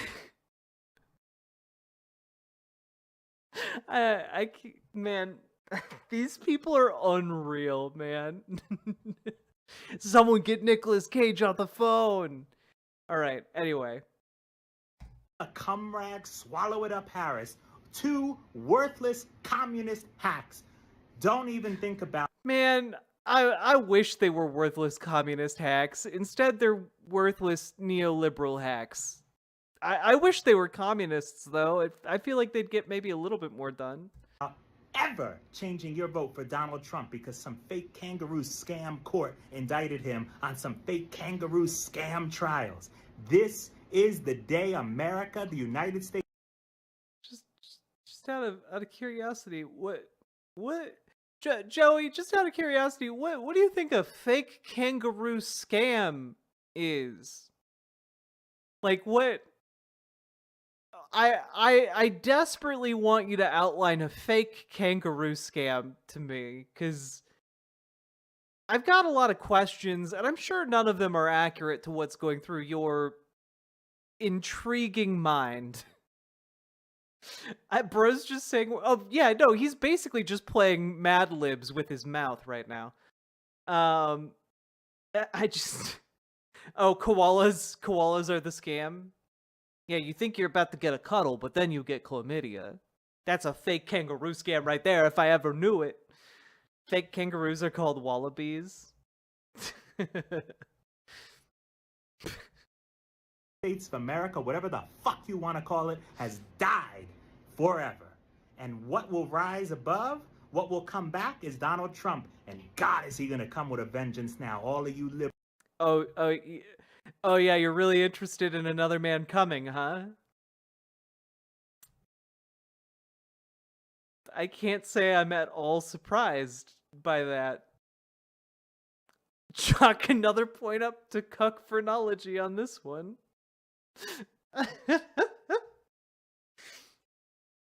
Liberal motherfuckers better pack up, go to Canada, go somewhere, because it is not going to be pretty when Trump retakes the White House and ends forever everything that you hold near and dear to your heart. The liberal agenda will be dead. There will be no more of this compromise. There will be no more of let's come together and really, really, really try to make everything okay. No. Fuck you. After what you've done to Donald Trump, fuck you. This is our country now, not yours. Pack it up, bitches. I mean, I don't think it's going your way right now, son. Yeah, we're all gonna come together, right, Joey? No, we're not coming together anymore. Joey, you don't say we're not coming together. Just we're. I mean, I guess you're over in the chair, so you're not going to be coming anytime soon. My God, dude. Most hinged conservative. I'm having way too much fun with this. This is such a good time.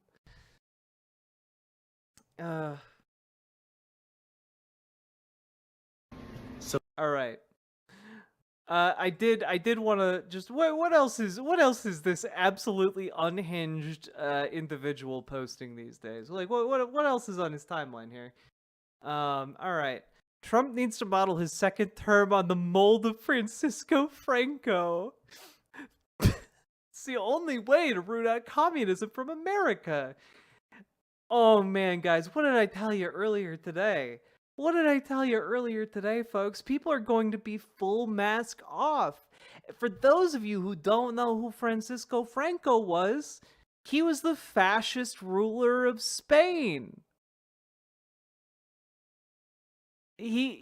he was an out and out fascist. Or phalangist. If you find a fancy fascist, they'll call themselves a phalangist in the Franco style. That's how you know they're more refined.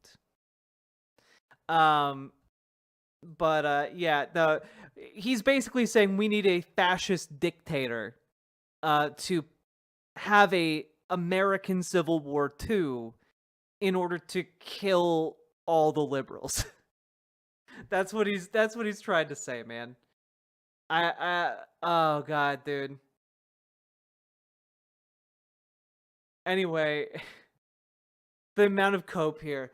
Americans love the Outlaws. It's culturally ingrained. They love people like Lucky Luciano and Al Capone and even Pablo Escobar. Also fictional characters like Tony Montana and Tony Soprano. Today, Donald Trump won the presidency. Ah, yes. Al Capone. Famously well-beloved American politician, Al Capone. Famously beloved American politician, Pablo Escobar. You're right. They're all so loved by the American public, man. Yeah, Tony Montana. I don't know if you guys watched the movie Scarface. He doesn't end up okay at the end. He's not ruling over a happy, prosperous little empire or something, or turning life around for the drug dealers around him. I seem to recall he snorts a face full of cocaine and then just like gets gunned down like a dog. Like, I mean, I don't know. I think maybe that's not the way we want to go with our country. Yeah, you do have to love the hypocrisy.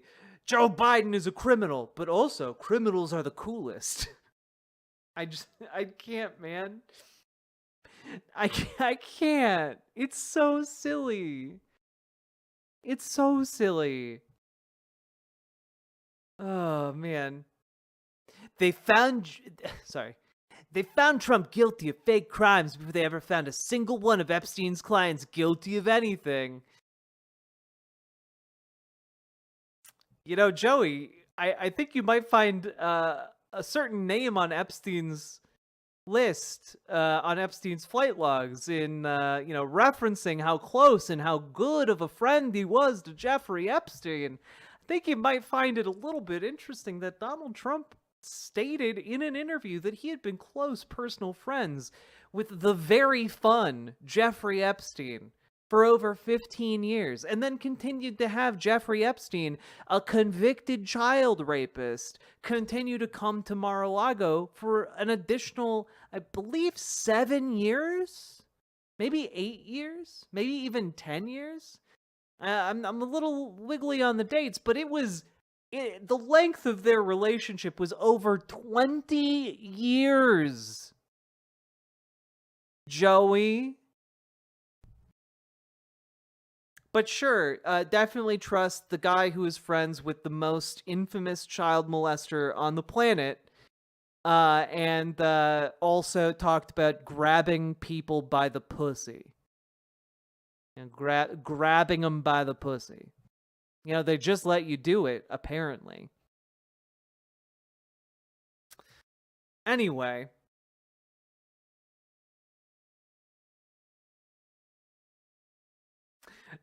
I think we've reached rock bottom for Joey Manorino. They nailed Jesus Christ to a cross.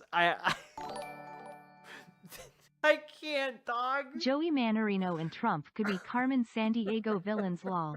Carmen Sandiego stole the Constitution law. Oh, no. Oh, Lefty McLefterson, thank you for the $20 dono. I very, very much appreciate that. Oh, look it. $3,300 federal maximum. Can I afford it? Not really. Does Trump need it? Absolutely. Man, just flush it down the toilet. You're doing more good for the environment that way, at the very least. Probably. I don't know.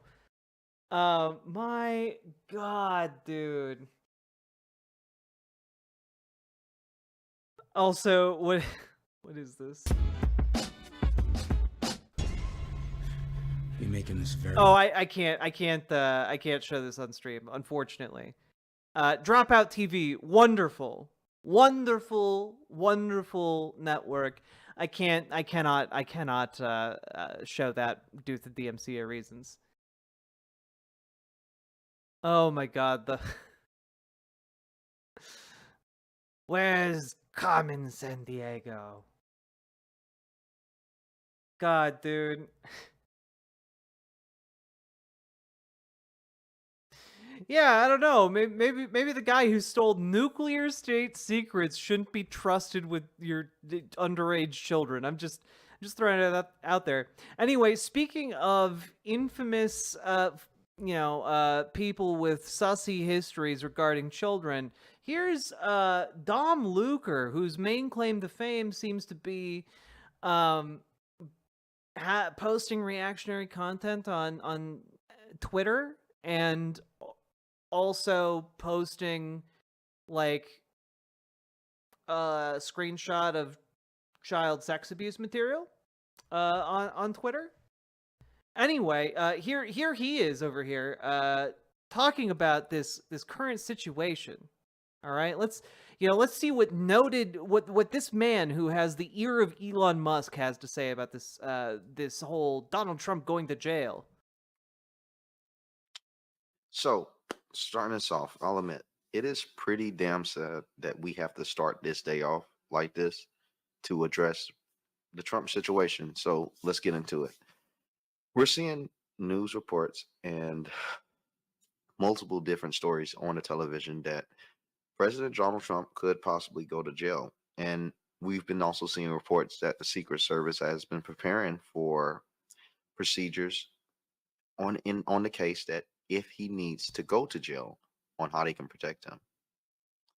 Now, I feel like we are in a dystopian now. Let's just take 1 second, just 1 second. I want to take 1 second of your time and just reflect. What the hell are we doing in America? What the hell are we doing? We have a president that has done more for this nation than any other president in the last 20 years. And he is the one that could possibly go to jail. What? So just ignore Benghazi. Just ignore the Clinton allegations. Just ignore. Benghazi was investigated 14 times by Congress, dude. Like, what do you want? What do you want? The war crimes of George Bush, but to worry about hush money. This isn't about. Yeah, I mean, we should also. I agree. We should. I don't know. The United States should sign on to the Hague Convention and turn over war criminals to be charged in international court. I agree. Base. Let's do that. Let's do that. I have a feeling you're not going to like the results going forward, and I have a feeling that leftists would happily turn over U.S. presidents to the Hague. But I don't think that's gonna help you here. And also, yeah, falsifying business documents is a felony. I'm sorry. He committed 34 felonies. Like, just to be clear, guys, it's not illegal for him to give hush money to a porn star. It's not actually illegal for you as a private citizen to give a porn star a large amount of money to not talk about the thing. What is illegal is falsifying business documents in order to hide the hush money being paid. What is illegal is the cover up. It's what got Nixon. The cover up is what gets you. And that's what's happening here. Do we know what she was not supposed to say in return for the bribe? I mean, she was supposed to not talk about how like they had sex. Like that's what she was not supposed to talk about. About hush money. It ain't about hush money. It's about dominance and the control of the Americans' people Lady perception Domino. of reality. If you would have told me 8 years ago that this would have been an article for a former future president, couldn't even believe it. Look how far we've fallen. If convicted, would Trump go to prison? It's not out the question. The fact that the narrative has been set to put this type of content out here, for these type of articles to be live in 2024, is absolutely unacceptable. We are getting prepared to witness. Why? In America, no, like, at least ostensibly in America, no one is above the law. That includes former presidents. Who is this man? Again, without going into too much detail, Foxbat, this man is famous because he posts reactionary stuff on Twitter that then gets boosted by Elon Musk. And he's predominantly famous for posting a screenshot of child sex abuse materials that he could have only gotten from taking a screenshot on his own computer, meaning he has one of the most infamous child sex abuse tapes created. It's actually so heinous that a lot of people on the internet thought it was fake. Like, it was so bad, it was infamous on the internet. A lot of people thought it was fake, and it turns out it's not, and the FBI uses it to train agents, and it's actually horrific. Yeah, he's that Twitter chud. He is Dom Luker. That is the handle he goes by. Anyway, it's not shocking that this guy is, you know, a conservative. Yeah, just real quick here, just to give you guys a little bit of the context here. Twitter under fire for reinstating account that posted child sex abuse. Twitter came under renewed fire Thursday for its handling of child sex abuse imagery after it reinstated the account of a right-wing influencer who had tweeted the image of a toddler being tortured. After some of the account's more than 500,000 followers complained that the account had been suspended for its political messaging, Twitter owner Elon Musk responded Wednesday by saying it was because of the image. Only people on our CSE team have seen those pictures, Musk tweeted, referring to the company's child sexual exploitation staff. For now, we will delete those posts and reinstate the account. Yeah. Experts said that even photos that are partially obscured, such as the image shared by the influencer, typically qualify as illegal child sex abuse material, or CSAM. Generally speaking, even if it is redacted, if it is clear it's a child, it's still CSAM. Said Gavin Portnoy, vice president of the National Center for Missing and Exploited Children, the congressionally chartered nonprofit that is the nation's clearinghouse for battling child victimization. Yes. The person whose Twitter account posted the image, Dominic McGee, said he had done so to draw attention to child sex trafficking. The images were taken from one of the most notorious child abuse videos in the world, made by Peter Gerard Scully, an Australian sentenced in 2022 to a lifetime in prison, plus 129 years for rape, human trafficking, and sexual abuse of children. And it goes into more detail about the age of those children, and I'm not going to do that. I don't want to say that out loud. But yeah, it is like one of the most notorious things that was so heinous that people thought it was fake. So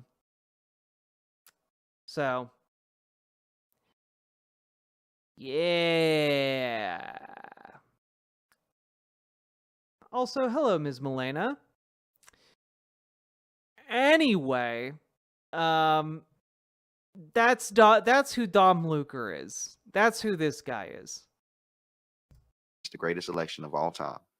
And if people can't witness what they are doing, it's barbaric. Well, exactly, Ms. Milena. That's what a lot of people have pointed out. They were screenshots of the video, which leads a lot of people to the conclusion that he had the video on his computer. Like, he sourced the images himself. Now, obviously, that's an allegation. I don't have proof of that. But, just that is speculation people made. Yes, or still has to this day. And it really resembles so much more of I hate to say it, but it resembles old Germany more than anything else that the Democrats claim that Trump has pushed. Oh, and then you're the cat. I'm glad Trump my isn't streams cheer arresting you his up. opponents. He said he will lock Hillary up. Everyone and their mama can see that. Trump gave her some leeway. Are they doing the same for him? Not at all. So my message to President Trump. Yes. Hillary Clinton, someone who Donald Trump gave a lot of leeway. He literally campaigned on locking her up in prison, man. When you get back in a chair, when you get elected, if they put you in jail, let that signal the day of reckoning. Let that signal the day that you got to get your get back. Let that signal the day that you are tired. Let that signal the day to know that we are with you and enough is enough. Get your get back. When Donald Trump assumes authority of the White House, nobody better complain. What we are about to see is a reckoning not never before. And I say that to say this. Yeah, again, like all of these chuds, all of these right-wing reactionary chuckle fucks, keep talking about like they even though they're trying to go mask off, so few of them actually have a spine to call for like, directly call for violence. They hide. Oh, there's gonna be a day of reckoning. Oh, there's gonna be a war. Oh, there, like, okay, all right. You think that that's gonna happen? I want to see you join up. Where's where the Confederates at right now? Where's Confederacy 2? Get out there. Start, put on your little shitty uniforms. Get out there. Yeah, like put your money where your mouth is. All right? Yeah, that's the thing, Kiwi Teepee. None of them have the spine to actually do anything. What they rely on is just radicalizing their audience and then hoping that like there's a couple people in their base crazy enough to like go and do a mass shooting. Like that's their entire thing when they talk about oh yeah, there's gonna be a day of reckoning. Like they're gonna like radicalize a couple cowards in their audience to like I don't know, like shoot up a school bus or something. Like it's gonna like that's what they rely on. These people are scum. And they're LARPers. Exactly, Ms. Milena.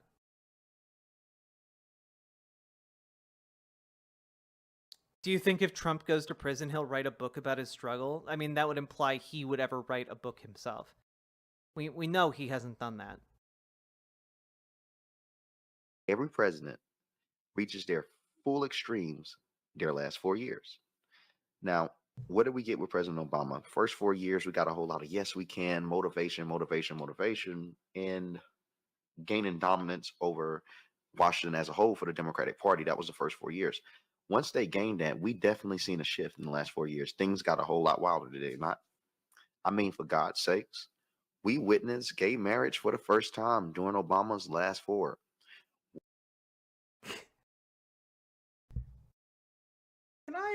Can I just say something? Like, people listen to this guy. This guy has the ear of billionaires, of countless people, Happy Trump Conviction Day. Lady Domina, thank you for the $50 dono. I very, very much appreciate that. Thank you so goddamn much for supporting the stream and supporting me. Thank you.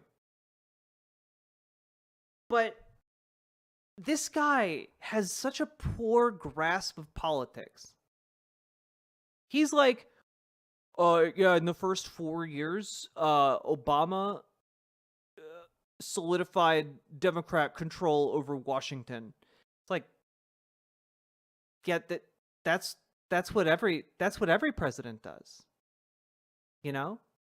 was making a joke about how Trump seemed to pretend to read Mein Kampf. Oh yeah, no. I think I got the joke. I think Donald Trump would really like to be able to write Mein Kampf. I just don't think he has the ability.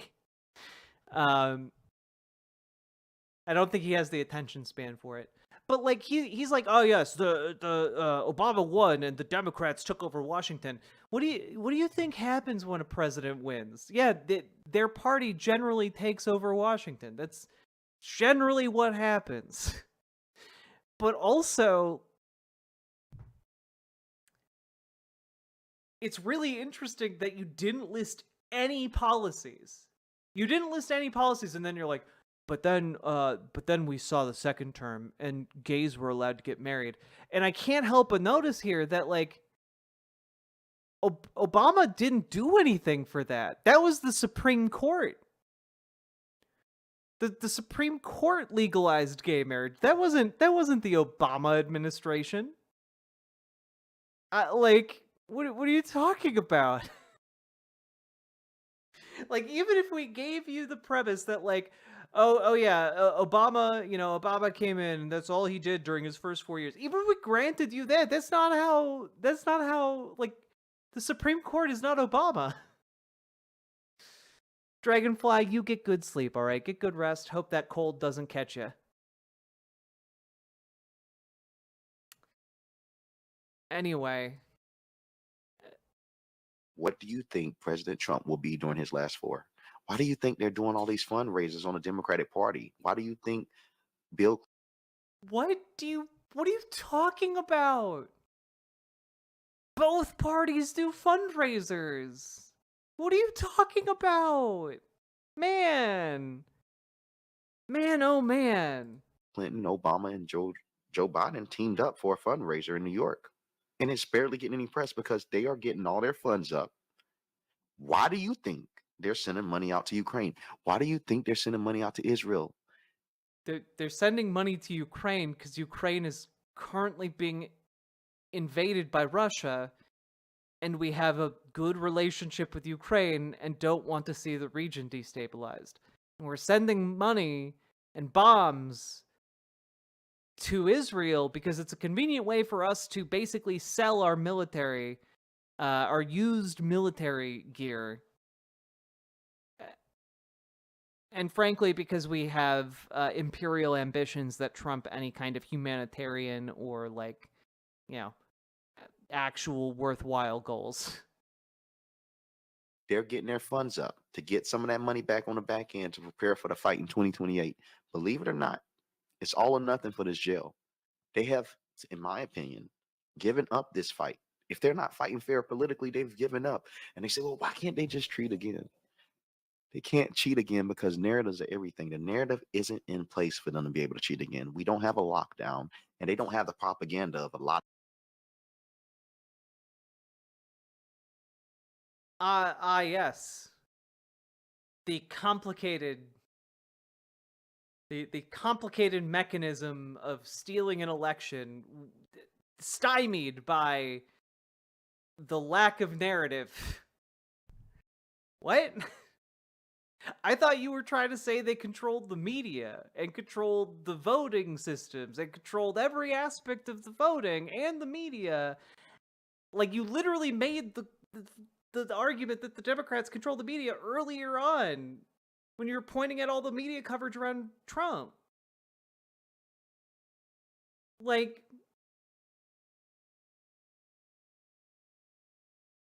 yeah, this is like watching someone punch themselves in the face repeatedly. A lot of different minorities speaking out against this dude over racism that don't exist. You see, it's all or nothing. You cannot beat Donald Trump now in any sense, even being arrested. It's inevitable. But the day of reckoning is coming, and many of us should be prepared for it. I mean, if anyone deserves it, if anyone deserves a chance at revenge, it's Donald Trump. Man. Yeah, famously people love political movements based on the very human and lovely idea of vengeance. It appeals to everyone. It appeals to the middle class moms and such. Oh my god. Yeah, not at all a death cult, by the way. Not at all a death cult. My god. Folks, we've now been going for about 2.5 hours. If you've been enjoying Hogwatch Special Felon Edition, sorry, I need to say it correctly, Hogwatch Special Felon Edition, then please hit the follow button on Twitch, hit the subscribe button on YouTube, like the YouTube stream, and please consider dropping those sweet, sweet donos and subs and memberships, because guys, this show is brought to you by viewers like you, and I could not do it without you. You are the reason I am able to stay up until 3 a.m. working my little tushy off to provide you incredible, high-quality hog content. And it's true. The rich crop of hogs that we have harvested for you today may put some of the hard-working, salt-of-the-earth denim farmers out of business. But, there will always be a place in America for the hard-working denim farmers of Iowa, okay? Jack, if I may be mostly respectful, your hair is really hot like this. Thank you, Ms. Milena. I sometimes just like getting my hair a little wet, holding it in a bun for like a few hours and then letting it down, and I feel like it looks really good. Your hair is getting long. It really is. And I've been working out. I am 9 pounds away now from my goal weight for the short term, and I'm really excited. I've been like running on like an elliptical so my joints don't hurt, but I'm still getting the exercise. It's really, really great. Yeah. I think I can do it. And I think after I hit my goal weight, I'm going to make a new goal to lose like an additional 15-ish, maybe 25 pounds. I've been working really hard, and I think I can do it. I took my boy girlfriend to Rolling Roasters, and it was really good. Yo, you took your boy girlfriend to Rollin' Roaster? That's wonderful. By the way, if you guys want some real New York cuisine, okay? You gotta go to Rollin' Roaster, okay? Rollin' Roaster, that's how you know someone's a true New Yorker, okay? You gotta make sure. If you go to New York City, all right? You gotta go to Rollin' Roaster, one of the premier dining spots of New York City, all right? Look at that.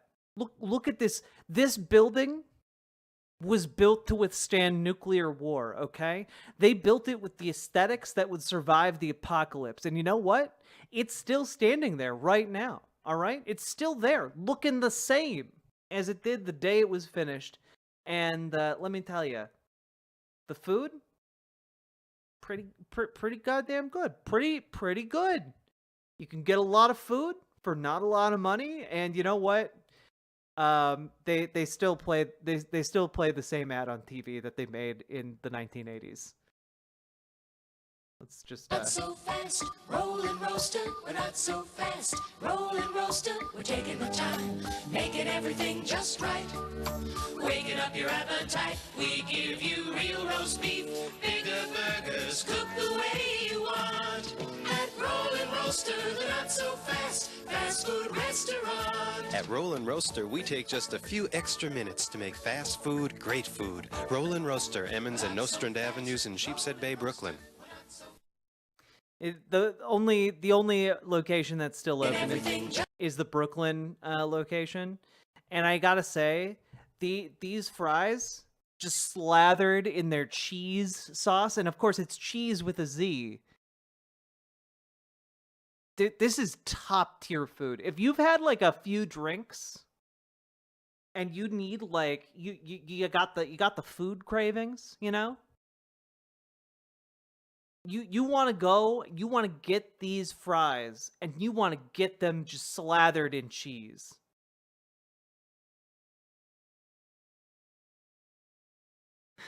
The Z is how you know it's good. Yeah, the Z is quality. Have I ever heard of Rax? I can't say that I have. Do you have a Menards in Minnesota? Yeah, we got them all over the place. There's one not far from where I grew up. Don't fix what ain't broke, I suppose. Exactly, folks.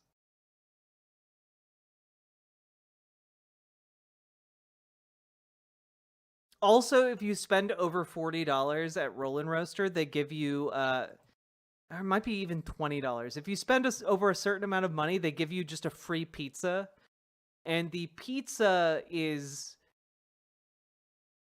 really bad, but it's good for approximately 10 minutes. Outside of that 10-minute window, it's going to be really bad.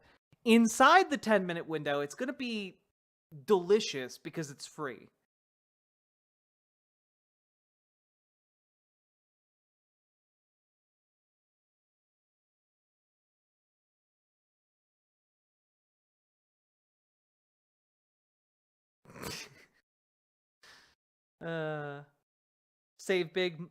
Save big money at Menards. Yep.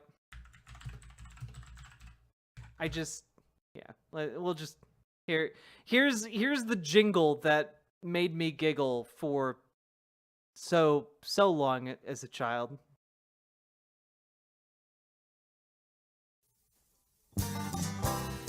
You save big money when you shop Menards.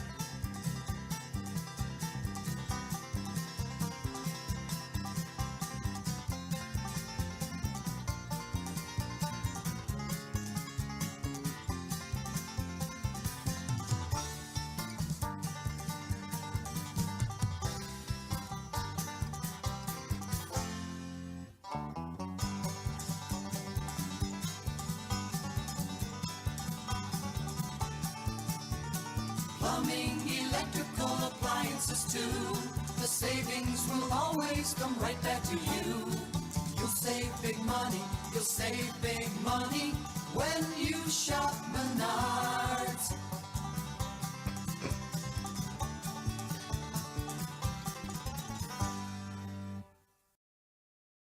Anyway. Growing up, there was just a lot of giggling about teehee Menards. Teehee.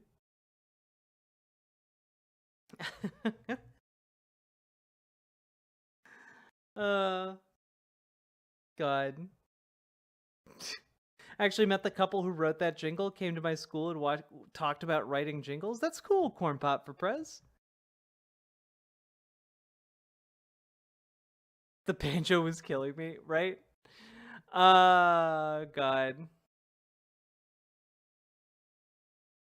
Okay.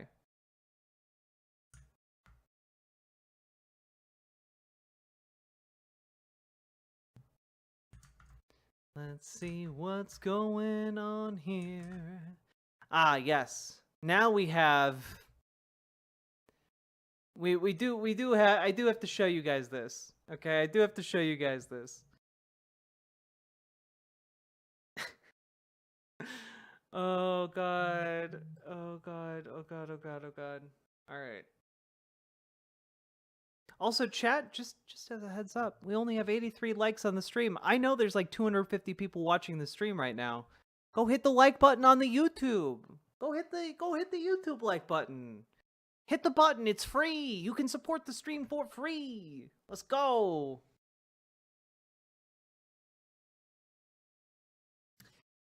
Okay. Back to Hogwatch. Here we go. Now, this has also become one of the most iconic clips from today. You know? This is one of the most iconic clips of today. Get ready, folks. Motherfuckers! Piece of shit! The judge is a piece of shit! The piece of James is a piece of shit! They just killed our country. You just fucking let them. Alvin Bragg is a piece of pussy shit! motherfuckers. We're all owned by China! Welcome to your China owns You're Biden. Alvin Bragg. Biden owns you. You're Alvin Bragg. Fuck you. Mr. Fuck Rodriguez. you. Fuck you. Officer Dillon is rolling in his fucking grave. Rolling in his grave. Officer Dillon is rolling in his motherfucking grave. Wait until we start spitting on you like Columbia University. You just fucking wait. Motherfucker! This guy is wearing a Gays for Trump shirt, and his one. Look at this guy. Look at this little like gremlin guy right here. I love this expression is inscrutable to me, but also like this is iconic, man. This is iconic. You know, earlier we showed you the image of the guy throwing his head back with like "Free Father Teresa," and maybe that guy was a plant. This guy is definitely not a plant. Yeah, these people are crazy. They are crazy. Like they never learned how to regulate their emotions, Chad. It's a hard knock life for them, okay? They lack the skills that allow them to like integrate into society. Of course, Piers Morgan, you know, the people in the UK, right? They got, you know, much love from England, from the UK, but I gotta say, folks, Piers Morgan is not your best, okay? He's not your best, and this is a sad, shameful, and ridiculous day for America. To drag a former president who's running for president again through criminal courts over something so trivial feels a massive overreach and an incredibly divisive and obviously politically partisan action. And I just have to say, I feel like this really speaks to how little people value how little people care about white-collar crime. You know? Like, if you steal a candy bar, Piers Morgan would argue that it's okay for a police officer to shoot you if you're, like, big and African-American, because you might be a threat to them. Meanwhile, someone steals, you know, millions of dollars. Well, that's not a big deal. You know, they can just give back half of it. They can keep the rest. Like, it's wild how thick and fluffy the kid gloves are when it comes to people who steal millions of dollars that could be exchanged for millions of candy bars. You know? And on top of that, we have like a very simple thing here. It's not a minor crime to perpetrate $130,000 fraud, because that fraud then leaks over into other aspects of the company. It leaks over into how that company pays its taxes to the state. And so, when this company is doing fraud in order to cover up the Stormy Daniels hush money, well, it turns out they're stealing money from the taxpayers. The money that they are not paying in taxes, that money is being made up for by taxing working class people. It's a fraud. It's lying. It misrepresents value. And that can really add up in a lot of ways. There are a lot of knock-on effects. You know, there aren't that many, you know, maybe Piers Morgan will understand if we put it in the analogy of like a candy bar. Let's say you have a candy bar display. Okay? You have a display of candy bars. They're stacked in a pyramid shape, you know? If someone takes one candy bar from the top and walks out, well, they've taken one candy bar. You know, that sucks. The display is still going to be there, though. Now let's say someone takes 50 candy bars from the bottom of the display. Suddenly, it collapses. It's not okay anymore. This is a really bad analogy, but what I'm trying to say here is that it's a bigger deal and has many more knock-on effects. You know, then the employees at the store have to pick up the pyramid of candy. They got to rearrange the display. They've got to make up for the losses of the merchandise. You know, you've suddenly created an entire, like, week of work and headaches for the people working at this store, as opposed to the person who shoplifts one candy bar, where they just that's just taken into account as shrinkage, you know? I don't know. It's I think maybe we should be a little bit harder on white collar crime. I think maybe we shouldn't give white collar criminals golden parachutes. But that's just me. Anyway, it's incredibly sad, shameful, and ridiculous that Piers Morgan has been elevated to a position of prominence in UK media. And frankly, I blame all of you in the UK for allowing this to happen.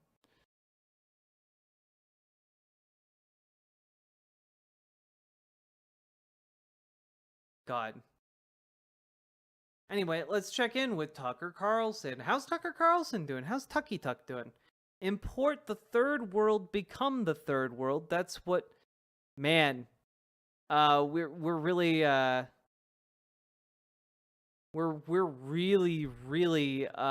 going mask off here. Holy shit. Import the third world, become the third world. He's trying to argue that immigrants rigged Trump's jury. He's literally trying to argue that immigrants have manipulated the legal system in order to convict Donald Trump. That's crazy.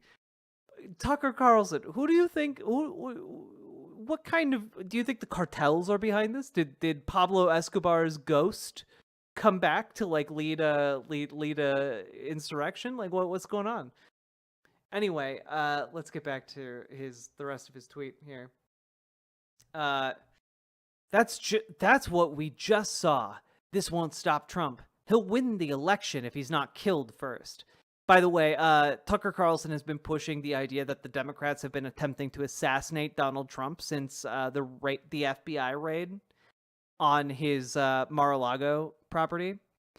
And again, if that were true, if Joe Biden was trying to assassinate Donald Trump right now, he could just do that, man. Like it's not like where he is a mystery. It's not like he's a Liam Neeson Taken style like action hero. Like no, he's not John Wick, guys. They know where he is. They know his address, and they have like an army of trained snipers and assassins. It's not like the United States wouldn't be able to assassinate Donald Trump if it really put its mind to it. Anyway, but it does mark the end of the fairest justice system in the world. Anyone who defends this verdict is a danger to you and your family. That's right. Don't listen to anyone who disagrees with you. Only listen to Tucky Tuck. Also, God, man, I can't handle this today. I will never do business in New York City as a result of these findings. Grant Cardone, Private equity fund manager. God, dude. I can't. These people are unserious. Congratulations, progressives. You've just guaranteed Trump's election. Just as an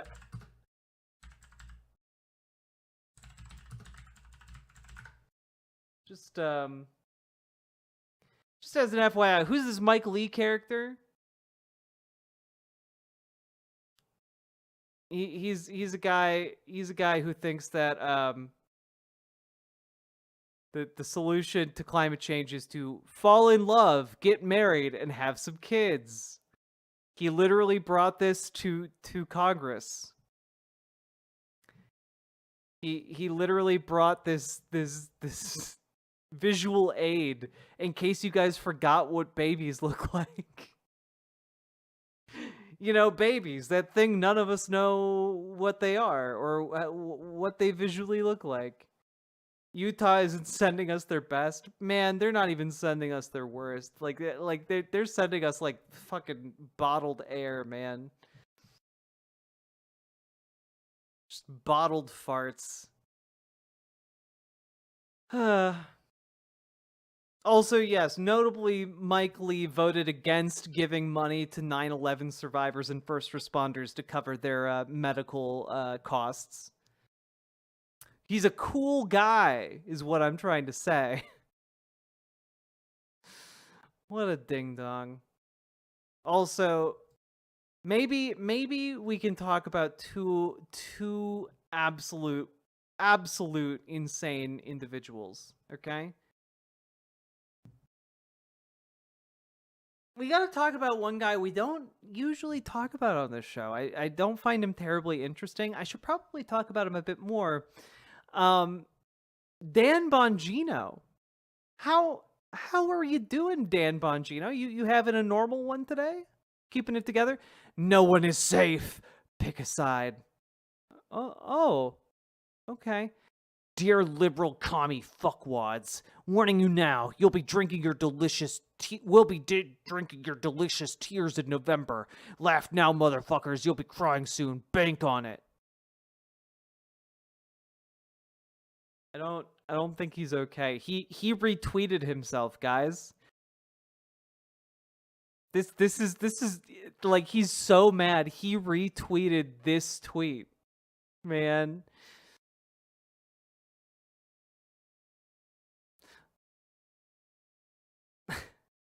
Adam Kinzinger. Commencing snowflake melting, and quote tweeted Dan Bongino. This pussy would cry if he saw me in person. His mama tells her neighbors she's childless out of embarrassment for having spawned a traitorous piece of human waste. Like, Dan Bongino basically just exists to project masculinity poorly, you know? This is the real insurrection. Yeah. You gonna join up, Dan Bongino? You gonna march on Washington? You gonna break out the AK-47 and, like, I don't know, seize your local government office? Like, what are you doing? Oh, you're not doing any of that? Oh, okay. So it's not an insurrection. Like, you're just sitting on your toilet, taking a shit and tweeting all this out. Gotcha. The first outlaw president is a few months away from the biggest political fuck you in American history. Bank on it. Is this like a thing? Does he just like say bank on it a lot? Because he says it up here too.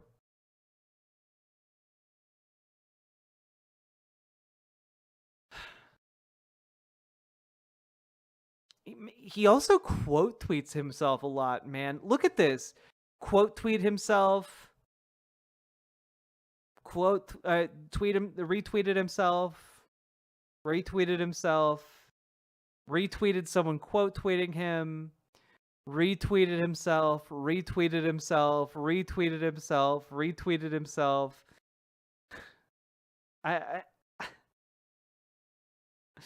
This is pathetic, man.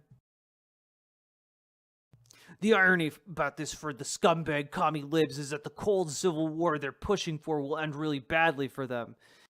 Libs are the biggest pussies I've ever seen, and they use the others to do their dirty work. Their mamas are still doing their laundry for them as they celebrate tonight. I don't think Dan Bongino knows how to do his own laundry. I'm just putting that out there. I've seen no evidence ever that Dan Bongino knows how to do his own laundry.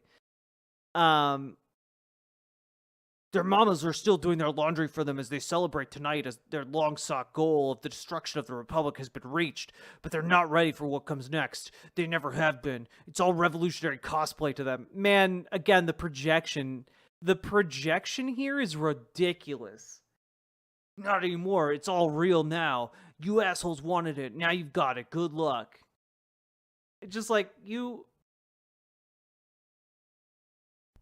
You're not going to war, man. You're just angry on Twitter. You're not gonna do shit. You're not gonna do shit about shit. This guy's off his meds. Nah, he's just always like this. Which is why I don't cover him that often. He's very one note. You know, upside down flag. Gonna be glorious watching the first outlaw president kick the electoral shit out of these commie pussies in November. Bank on it, shit libs. Again, another bank on it. The bank on it count is up to 3.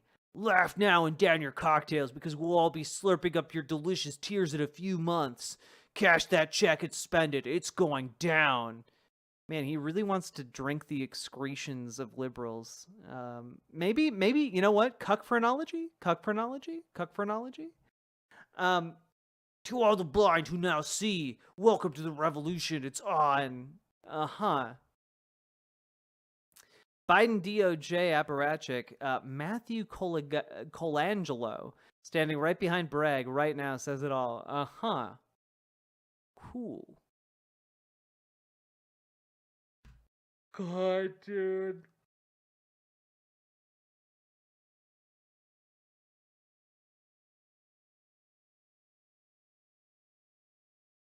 This Trump conviction is an epic backfire, says someone who's totally in tune with what the kids are saying these days.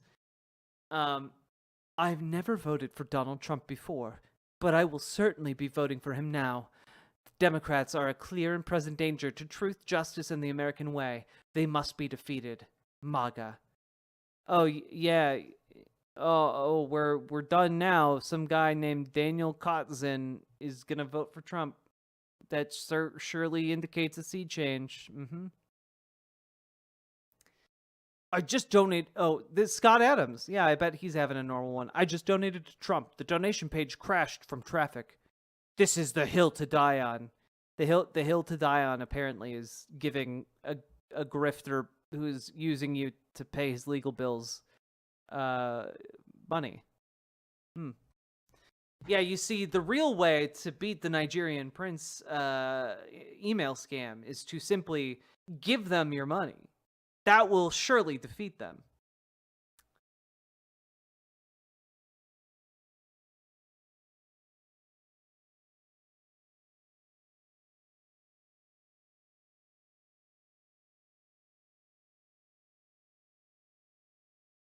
What a fucking scam. Fuck all these commies. It's so funny, dude. They can't handle it. They are their constitutions, ironically, can't handle it.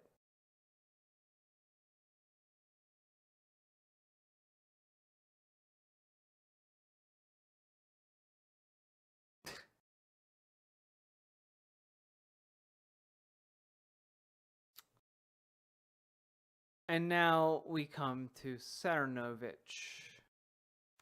Now, if you guys are unfamiliar with Mike Cernovich, it's time for us to walk down a little bit of memory lane.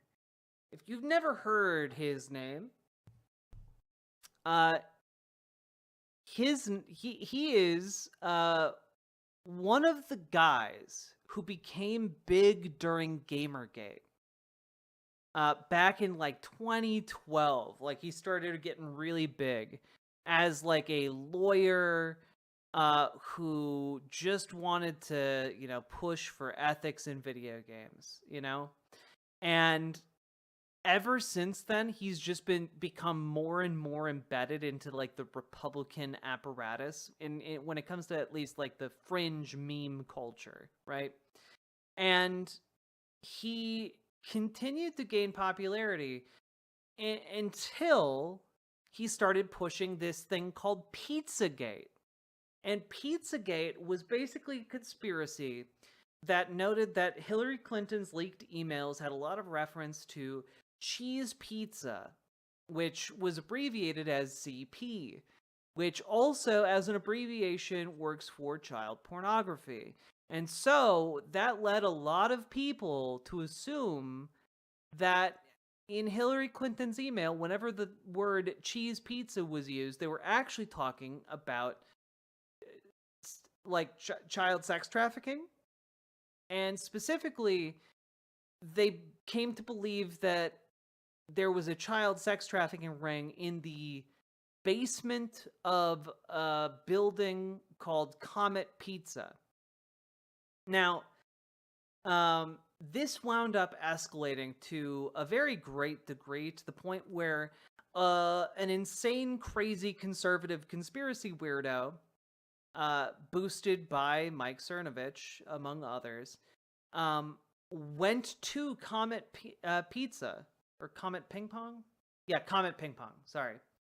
And he shot it up. He, like, luckily no one was injured or hurt, but he, like, came in with a gun and just started shooting, demanding to be shown the basement. And it turns out Comet Ping Pong doesn't have a basement. Because of course it doesn't. It was all made up. It was all made up.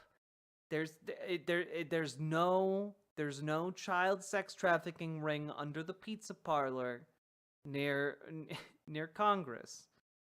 And also, just as an FYI, this is like the early version, like the reason they thought Hillary Clinton was like torturing like sex trafficked kids was literally so that she and the other influential intelligentsia in Washington could drink the adrenochrome of the children. Now, if adrenochrome rings a bell in your head, that's because it's been picked up now by QAnon. Pizzagate was basically the predecessor of the QAnon movement. It was just insane online conspiracy bullshit that then took on a life of its own. And from there, it became QAnon. And yeah, basically modern blood libel. Yeah. Hey, Doodleburb. They're after my president. This means war. Someone get Tim on the line. Yeah. Yeah, then they also like shifted to talking about how Wayfair was secretly selling children under like obscure like furniture names. It's crazy. It's crazy. But Mike Cernovich was a big person, a big figure behind all of this. And now he's just kind of like, I think he's doing like production work on like conservative films. Let's see, what's he been tweeting about? What separates the winners from the losers is how a person reacts to each new twist of fate. September 20th, 2014, Donald J. Trump. Earlier today, I joined Steve Bannon to detail my latest report regarding how Florida Republicans have failed to step in as local left-wing prosecutors target suspects accused of doing burnouts on the Alphabet community's murals. I've reached out to Gov. Ron DeSantis. My name's Brianna Morello. Here's an account called Filthy Armenian. You should serve on juries. You have nothing better to do. All jobs are fake now. What? Wait, what was that last? Ignore it. And you can scroll during breaks. You need to stop being a pussy and start spinster maxing into the type of person who always gets picked for a jury. What? What the hell? Ah, yes, you see, you know what? I'm actually in favor of this, okay? More conservatives need to just quit their jobs and wait to get jury duty, okay? Yeah, quit your jobs, conservatives. Become spinsters. Oh, that's right. Mike Cernovich also got Sam Cedar fired. But then like the lie was very easily exposed and they rehired him.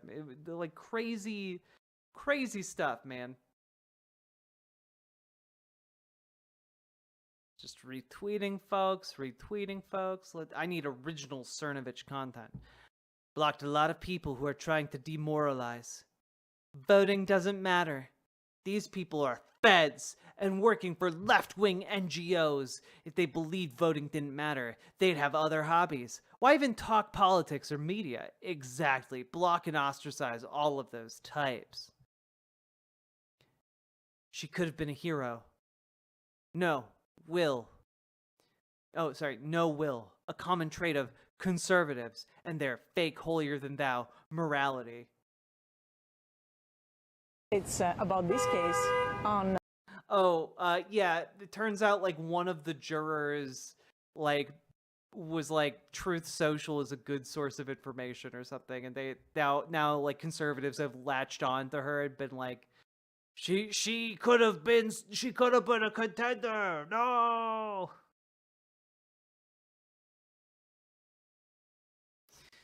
You should assume, as was the case in communist countries, that never-Trumpers in your social circles are acting as spies. Time to clean up your friend groups. No more giving them a pass, not after today. Ah, man, we've got the Night of the Long Knives all over again, except this time it's, I don't know, Night of the Long Posts, I guess. Maybe Night of the Long character threads? I don't know. I'm spitballing here. Just throwing them out. If you don't like it, throw it right back, all right? Physical space is going to become more valuable as AI hollows out the middle types working white-collar jobs. To be honest, we could use a craftsmanship revolution in this country. Getting any repairs done are expensive, and the quality isn't even great. The crypto cucks are silent. Pussies talk about taking on the monetary system, but don't want to be seen as pro-Trump. Truly a revealing moment and proof that they don't have the will to stop what Biden will do to crypto if he wins in November. My God.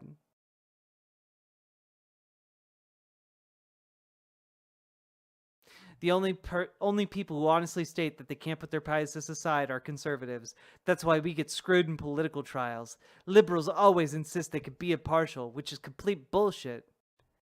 Ah, yes, conservatives, too honest to lie, which is why you would never see a conservative tell a lie, right? No conservative would ever tell a lie. The girl order.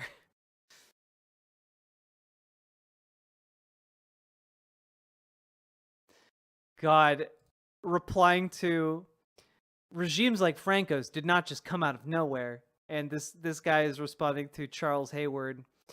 In 1930 Spain, the far-left government used bogus prosecutions of the right. They called it the Responsibilities Program. This, combined with murder and other violence, worked great until the right had had enough. Just saying. No particular reason.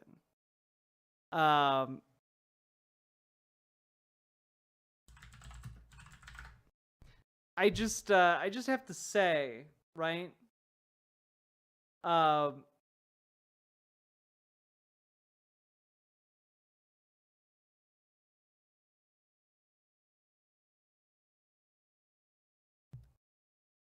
No, what ended up happening was like the soldiers of Spain who worked as like colonial enforcers returned home, didn't like the fact that their fascist colonial policies were out of style in the the homeland, and decided that they would bring their fascist style of ruling the colonies to Spain. That is exactly what happened right there in a very simplified nutshell.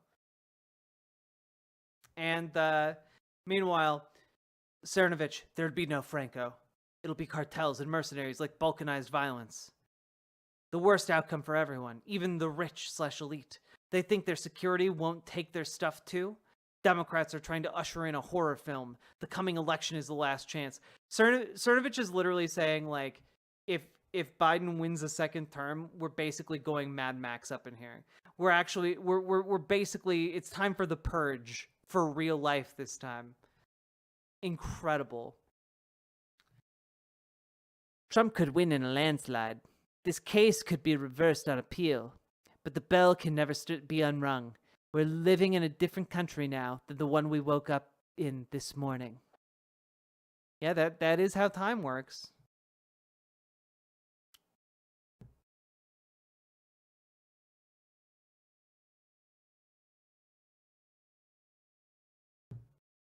I'm gonna vote on this because I want to see the results. God damn, dude. What an excellent grift. He can be a convicted felon on basically any charge, and like over half of his base is going to support that. Amazing.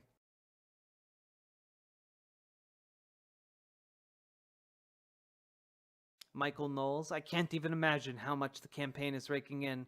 I almost never donate to political campaigns, and I just made the biggest donation of my life. Cool.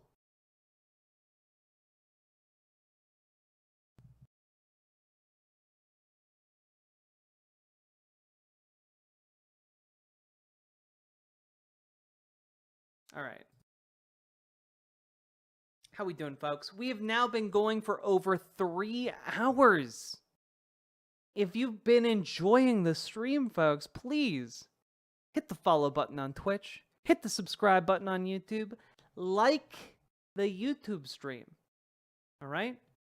We're over 100 likes so far. Good job. You guys did it. You guys hit over 100 likes. I appreciate that about you guys. All right? And I just have to say, we have currently, let's see, 200. Yeah, we had like a good, we got a good like 260 people watching right now. Good job, folks.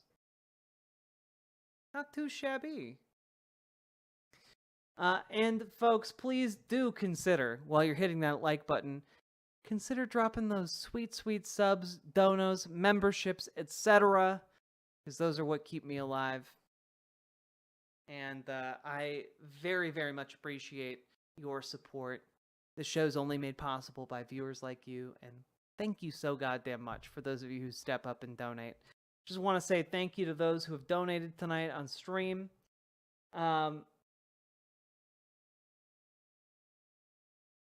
Midnight Null Night, I just saw your 100 biddies. Fun and ironic fact, I had an anthropology classmate whose dad performed at that pizza place that was targeted. There was no basement at all. Regular pizza place, like it was all bullshit. Exactly. Yeah, no, it was all bullshit. All bullshit. Good night, Nanya the cat. Get good sleep. So I just want to say thank you to Midnight Null Night. Thank you to Central Scrutinizer, Hypervisor, Matatiahu, GamerG, Salmon Moose, Paladin Lost, Lefty McLafterson, Lady Domina, Foxbat. Thank you all very, very much for supporting the stream today. I very, very much appreciate it. As a side note, Jack, that convo with Ashley was fire. Yeah, no, it absolutely. I this week should finally have time to go through and edit like my last 30 or 40 streams, so that I can start getting up new segments. Unfortunately, a lot of the segments that I've edited in the past just haven't remained relevant long enough for me to put them up. So I currently have like a backlog of videos and segments that I've done on past shows that just got like stuck in the posting limbo. So I apologize for the lack of content that's been going up on the YouTube, the lack of non-live content. Apologies, folks. Those of you who rely on my precious drip feed of segments. Those should be resuming soon. Frankly, I'm like right on the verge of being big enough where I can hire like a full-time editor, in order to help me put out content. It's a lot to like prep the show, then actually do the show, and then make the thumbnails, make the segments, etc. So I don't know if anyone has any suggestions for editors. I am all ears and would find that very useful. Let's see. I know the content gremlins crave content. So just letting you know, like I'm aware of the lack of content, and I'm working on it. All right, I'm working on it.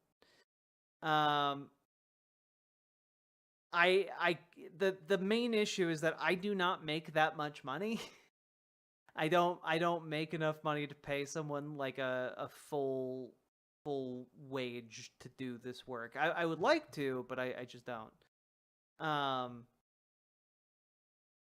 But we're doing a bit better than we have in the past, so it's something I've been looking more into. I've sent a few emails to like some places that do like editing and stuff. Yeah, Lady Domina, if you know any editors, yeah.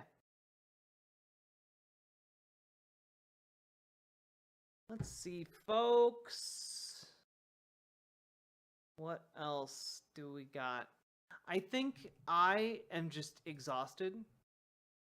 I'm exhausted, and I think we need to end this segment of Hogwatch, folks.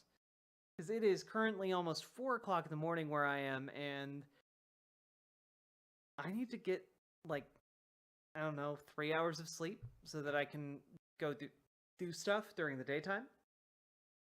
Have some big meetings. Got some really good news.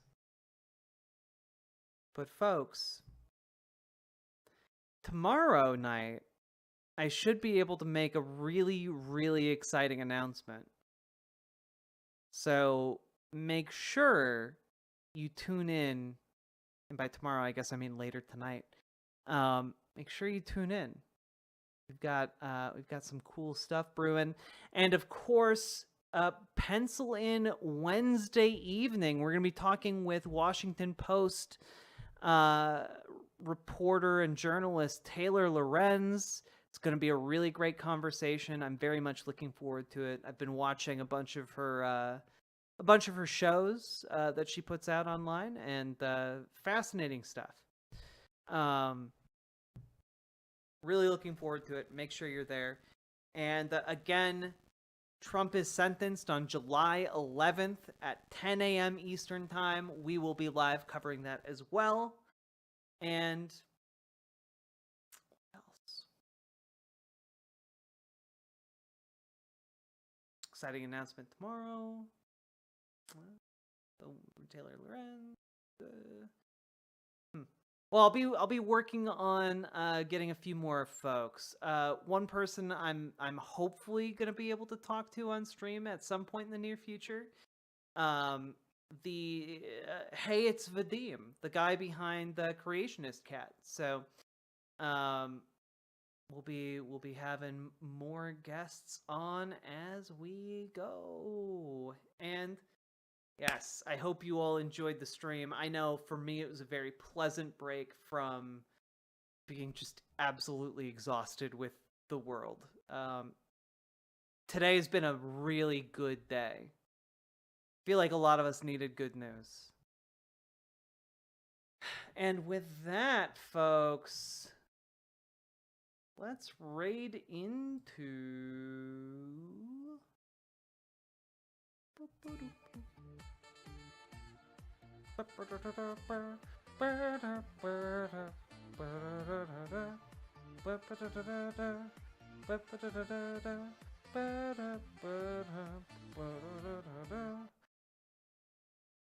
Okay. Right into let's do Pixel Smixel, folks. Let's do it. Let's do it. Gotta love Pixel Smixel. Come on, everybody, into the raid. Get into the raid, folks. And I'll see you all later today. Y'all have a good one, okay? I don't mind. It takes time. Oh my god. I Voice is thought great. I was better safe than starry-eyed. I love Pixel Smixel.